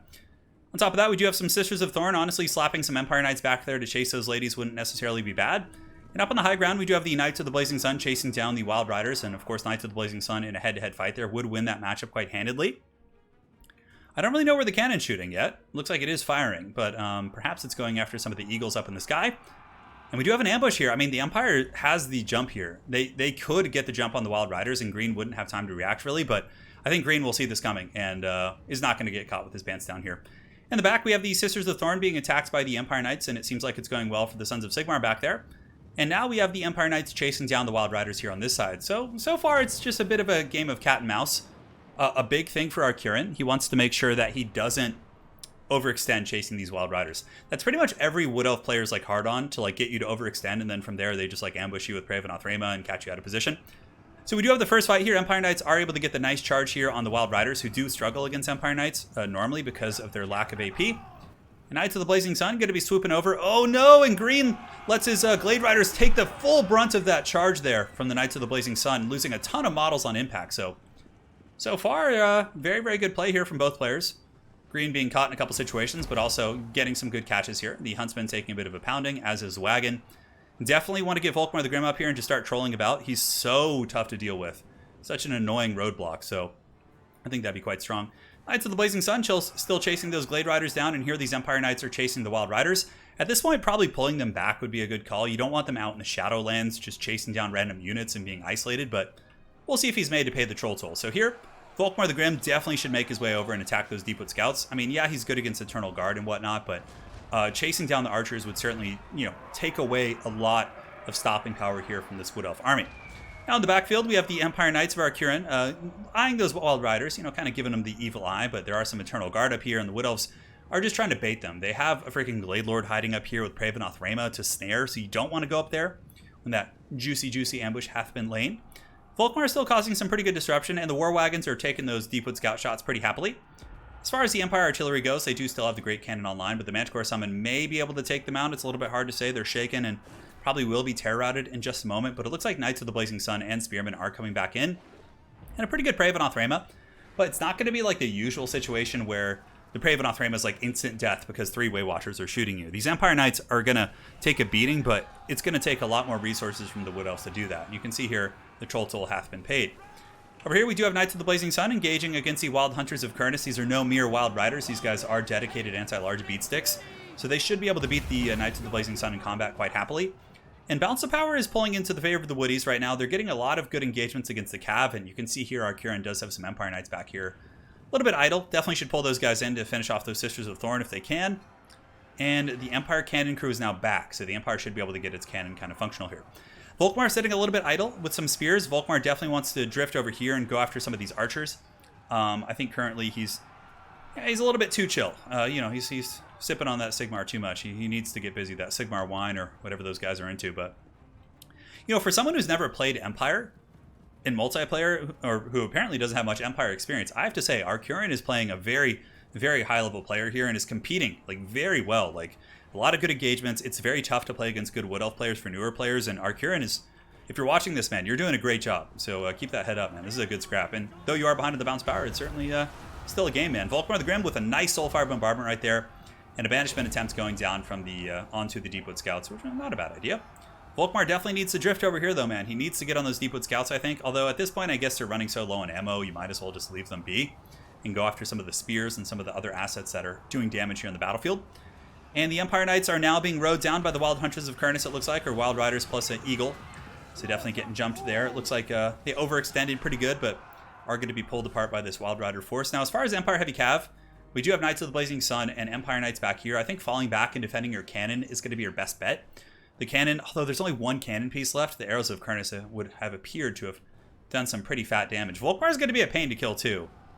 Looking at this Wood Elf army, there's not a lot here that's great against Volkmar. Way Watchers, of course, can kind of work on him and do some damage, but Deepwood Scouts are, they're just tickling his mustache right now. It's not going to be enough to really just, drag him down there. Fireball attempts coming in. Volkmar, of course, does have pretty good magic resist, but it looks like the fireball misses anyways. And we have the Spellsinger of Beasts, who does actually kill the last cannon, which is a very nice play. But some Empire Knights from our Kieran are going to be coming in for a nice charge here on the bird.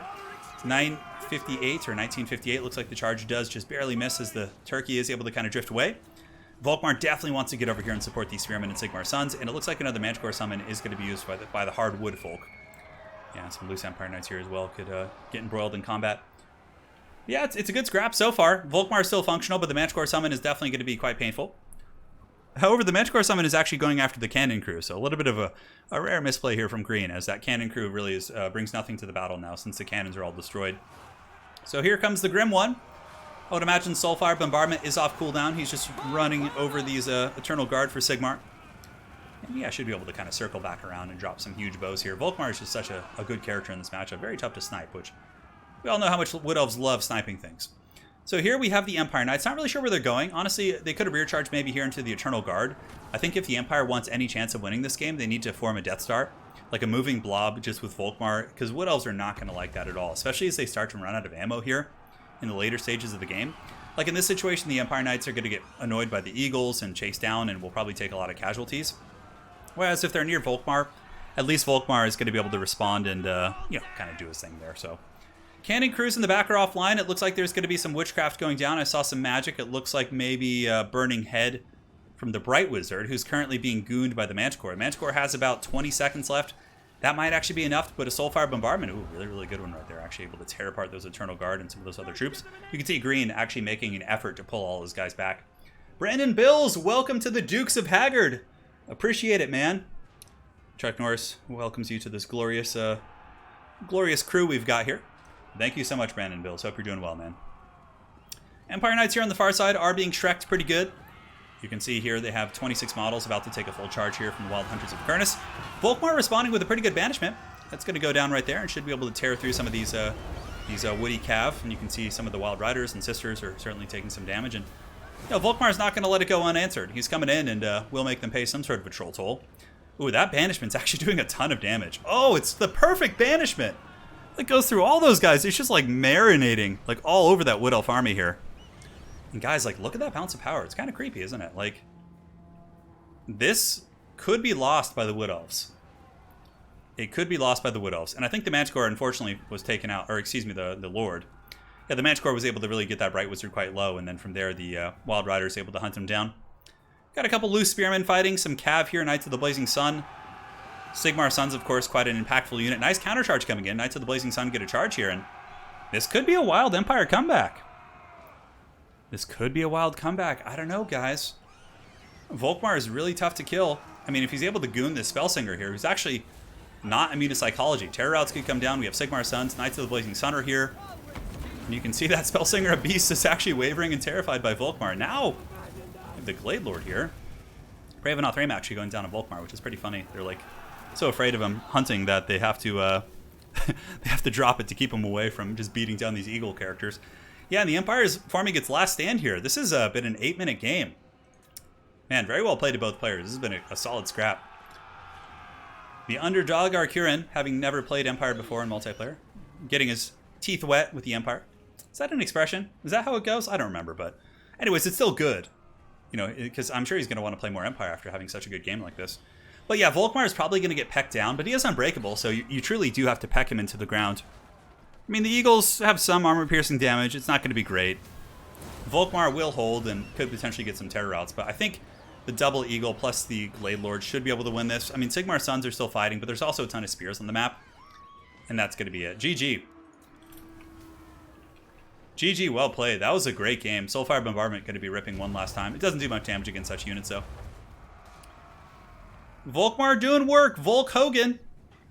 Getting his feet wet. It's getting her feet wet. I don't know, getting her teeth wet. I mean, yeah. Cutting his teeth is the expression. I'm sorry, guys. I'm so out of it. I've inhaled too much smoke. This damn fire. I can't help it. I'm sorry. All right, guys. Well played. That is going to make Green our grand champion for today's King of the Hill. Had a lot of close scraps, but in the end, your boy Green was able to pull out some solid victories today. Cutting his... Oh, my God. It's just anarchy. Sorry to the rest of the folks on the list, but I can't go any longer. Anakin, I'm too weak. But no, I literally have to leave for my physical therapy office in like physical therapy office in like 5 minutes, or else I'm not going to make it. So that is it. Green is our grand champion for today. Well played to him. Thank you guys all so much for joining. It was a blast. Appreciate you guys. Man, we had some crazy generous donations. We have new channel members. Wetting his cut feet. All right, so we're just getting ham with this now. Yes, we are indeed. We are indeed. So we have donations from Havoc, from Star Watcher, Samuel Christensen, Nicholas Benson, Steel Bear, Wesley Chartron, Nick. Then we had Mr. The Japanese name. Well, Edigato for that, man. Thank you so much. Multiple donations. Jedi Mazda Money, Steel Bear, Ephraim Va, Crazy C4 for the hot halfling love, Major Mula, Mason Mitchell, Eric Salvet, Crazy Pyro, None W Sum, Jimmy Sheehan, Will Ferris, Andrea DeCarlini. I think that's how you would say that. Happy birthday to you, by the way. Shivering Jeff, Nakai the Chad, Steel Bear. Thank you guys all so much. And then, of course, we have some new channel members. Let's see what's up with you guys. See what's cracking. You guys enjoy your nights. New members, Brandon Bills. Welcome to the Dukes of Haggard. Knockzone. And Mr. Tamasho. I believe is how you say that. Thank you so much. And you guys welcome to the Dukes of Haggard. Belada Tamashu. Thank you. We got it. Go team. Thank you to the mods for helping out. I know we had some treachery today. A little bit here and there, but appreciate you guys. You guys go enjoy your night. Stay safe. I'll be back streaming. Not tomorrow. I'll probably take tomorrow off, but maybe Thursday. Maybe tomorrow. I might stream tomorrow. I'm not sure. But anyways, you guys stay tuned. There'll be videos going up. All kinds of good stuff. Appreciate you guys. You guys are aces. And until next time, you guys, like I said, stay safe and take care of yourselves and your family, your loved ones. And that is it. All right, my friends. You guys have an excellent night and take care.